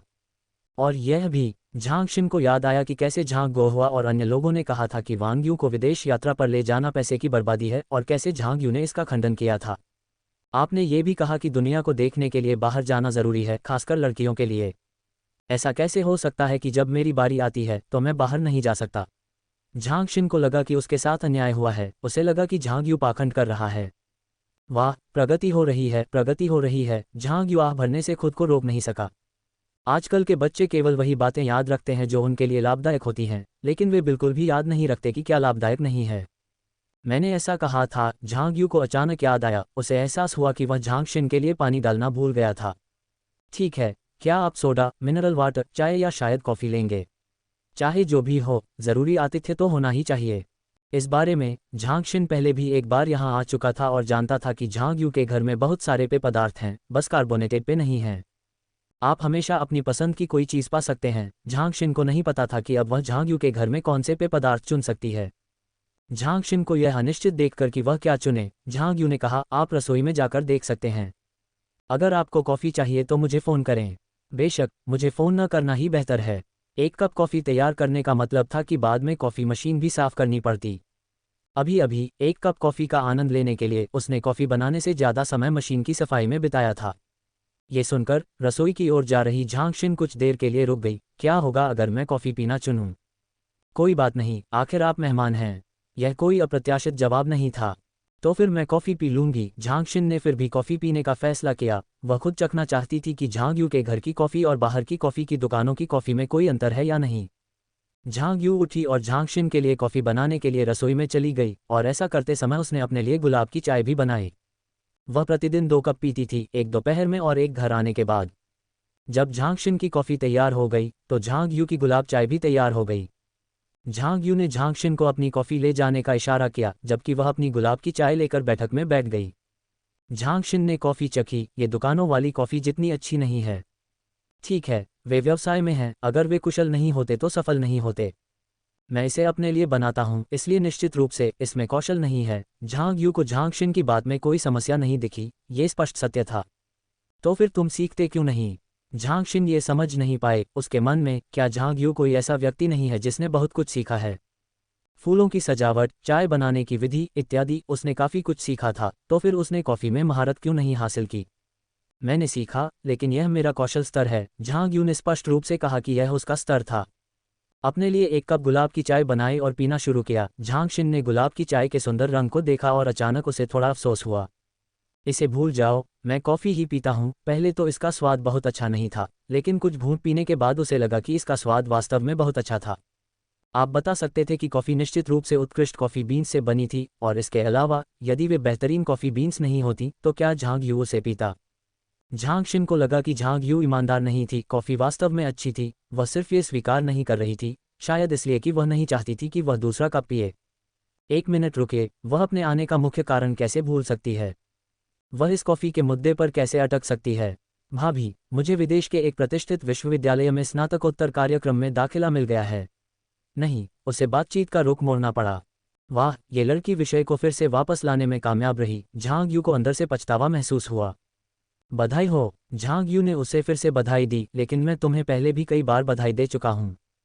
मुझे एक प्रतिष्ठित स्नातक स्कूल में स्वीकार कर लिया गया, लेकिन मेरे ग्रेड उतने अच्छे नहीं थे और मुझे पूरी छात्रवृत्ति नहीं मिली। झांग शिन ने अनिच्छा से विदेश में पढ़ाई करते समय आने वाली सबसे बड़ी समस्या का खुलासा किया। झांग यू का चेहरा सदमे में था। हालांकि वहां कोई दर्पण नहीं था जिससे पता चल सके कि वह कैसी दिख रही थी। लेकिन झांग शिन के अजीब चेहरे से यही पता चलता था कि उसका आश्चर्य सचमुच शर्मनाक था। झांग यू ने विनम्रता से मुस्कुराते हुए नाटक बंद कर दिया। मुझे लगता है कि आप समझते हैं कि पूर्ण छात्रवृत्ति प्राप्त किए बिना विदेश में अध्ययन की लागत काफ़ी अधिक होगी। जहां तक इस बात का सवाल है कि उसे कितनी छात्रवृत्ति राशि मिली, झांग यू को ये जानने की कोई इच्छा नहीं थी। उसे क्या करना चाहिए था, इसके लिए भुगतान करना चाहिए था। मेरे माता पिता ने कुछ पैसे बचाए थे और कहा था कि इसका इस्तेमाल मेरी विदेश में पढ़ाई के लिए किया जा सकता है, लेकिन यह अभी भी काफ़ी नहीं है। झांग शिन को पता था कि परिवार के पास पर्याप्त पैसा है, लेकिन यदि वह स्नातक होने के बाद वहां रहकर काम करना चाहती है तो उसे एक घर खरीदना होगा, जिसके लिए उसे फिर से अपने परिवार से वित्तीय सहायता की आवश्यकता होगी। क्या वह घर खरीदने के लिए पर्याप्त धन न होने पर ऋण के लिए झांग यू की ओर रुख करेगी? ये स्पष्ट था कि वह पैसा उधार नहीं देगी, बल्कि केवल किराए पर लेने का सुझाव देगी। झांग शिन झांग यू को पैसे उधार देने के लिए केवल एक ही तरीके से राजी कर सकती थी, वह यह दावा करके कि यह पैसा उसकी शिक्षा के खर्च के लिए है। काफ़ी नहीं, झांग यू को इस पर बिल्कुल भी विश्वास नहीं हुआ। डूजिया मुख्य शिक्षक नहीं थे और ट्यूशन नहीं पढ़ा सकते थे, लेकिन झांग शोहुआ निश्चित रूप से पढ़ा सकते थे। भले ही वे अपनी व्यक्तिगत आय पर चर्चा न करें, लेकिन ट्यूशन से होने वाली आय वाला 2 शिक्षकों वाला परिवार निश्चित रूप से अपनी इकलौती बेटी की विदेश में पढ़ाई का खर्च उठा सकता है। झांग यू ने झांग शिन को काफ़ी देर तक घूरते हुए कहा, तुम मुझे बता रहे हो कि तुम्हारे माता पिता ने इतना सारा पैसा बचाया है, फिर भी वे तुम्हें पढ़ाई के लिए विदेश भेजने का खर्च नहीं उठा सकते। क्या तुम मुझे बेवकूफ़ समझते हो? मुझे सोचने दो। झांग यू ने एक कप चाय डाली। तुम्हारे माता पिता के पास तुम्हें पढ़ाई के लिए विदेश भेजने के लिए पैसे हैं, लेकिन आप वहां रहना चाहते हैं और स्नातक होने के बाद काम करना चाहते हैं और उम्मीद करते हैं कि तब तक आप अपने माता पिता से मिलने वाले पैसों से एक घर खरीद लेंगे। आप उम्मीद करते हैं कि आपके माता पिता का पैसा आपके घर पर खर्च हो जाएगा, जबकि आप मुझसे उम्मीद करते हैं कि मैं आपकी शिक्षा के लिए पैसे खर्च करूं। झांग यू सोफे पर पीछे झुक गई, उसकी निगाहें अभी भी मुस्कुराते हुए झांग शिन पर टिकी हुई थीं। झांग शिन का मुंह खुला का खुला रह गया। उसका अपना विचार, जो झांग शोहुआ और उसकी पत्नी को भी ज्ञात नहीं था, ऐसा प्रतीत हुआ जैसे उसके साथ विश्वासघात हुआ हो। क्या हो रहा था? झांग यू को उसकी योजना कैसे पता चल सकती थी? झांग शिन को ऐसा महसूस हुआ जैसे उसका दम घुट रहा हो, उसे सांस लेने में बहुत कठिनाई हो रही थी। झांग शिन को इस तरह की अव्यवस्था में देखकर, ठीक है, ठीक अपने पिछले जीवन की तरह, चाहे वह उनसे कितनी भी दूरी बना ले, फिर भी वे उसके खिलाफ साजिश रचते रहे। परिवार हमेशा उसे कठोर हृदय वाला कहता था, शायद उन्हें स्वयं देखना चाहिए कि क्या वह सचमुच इतनी कठोर और हृदयहीन थी। यदि यह सच है, तो क्या उसे उनके विरुद्ध षड्यंत्र नहीं करना चाहिए, उनसे दूर नहीं रहना चाहिए? फिर भी, अभी भी योजना बनाते हुए झांग यू थका हुआ महसूस कर रहा था। उन्हें कार्यस्थल पर निवेशकों और प्राप्तकर्ताओं के साथ क्यों उलझना पड़ा, और फिर घर आकर वही बेचैनी भरी साजिशें। झांग शिन झांग यू की आंखों में उपहास देख सकता था। नहीं, वह इसे स्वीकार नहीं कर सकी, बिल्कुल स्वीकार नहीं कर सकी। नहीं, मेरे परिवार के पास वास्तव में पर्याप्त पैसा नहीं है। छोटी चाची, आप मेरी माँ से पूछ सकती हैं। हाँ, डूजिया से पूछने से काम चल जाएगा। झांग शिन को पता था कि वह निश्चित रूप से उसका साथ देगी। डूजिया से पूछो, झांग यू ने हंसते हुए कहा। उससे पूछने का मतलब यह होगा कि वह निश्चित रूप से आपका समर्थन करेगी। बेहतर होगा कि आप अपने पिता से पूछें, जो मेरे दूसरे भाई हैं। ऐसा कहकर झांग यू ने झांग शोहुआ को फ़ोन करने के लिए अपना फ़ोन उठाया, जिससे झांग शिन उसके इस कदम से हक्का बक्का रह गया। रुको, नहीं, वह झांग शोहुआ को फ़ोन नहीं कर सकती थी। अगर उसे पता चल गया तो गंभीर परिणाम होंगे। झांग शिन ने फ़ोन के साथ झांग यू को देखा और सोच रहा था कि उसे कैसे रोका जाए। दुख की बात यह है कि इससे पहले कि वह कोई योजना बना पाती, झांग यू ने पहले ही फ़ोन पर दूसरे भाई को बुला लिया था। वह जानती थी कि बहुत देर हो चुकी है और वह बर्बाद हो चुकी थी। वह ये सोच भी नहीं सकती थी कि वापस लौटने पर झांग शोहुआ इस स्थिति से कैसे निपटेगी।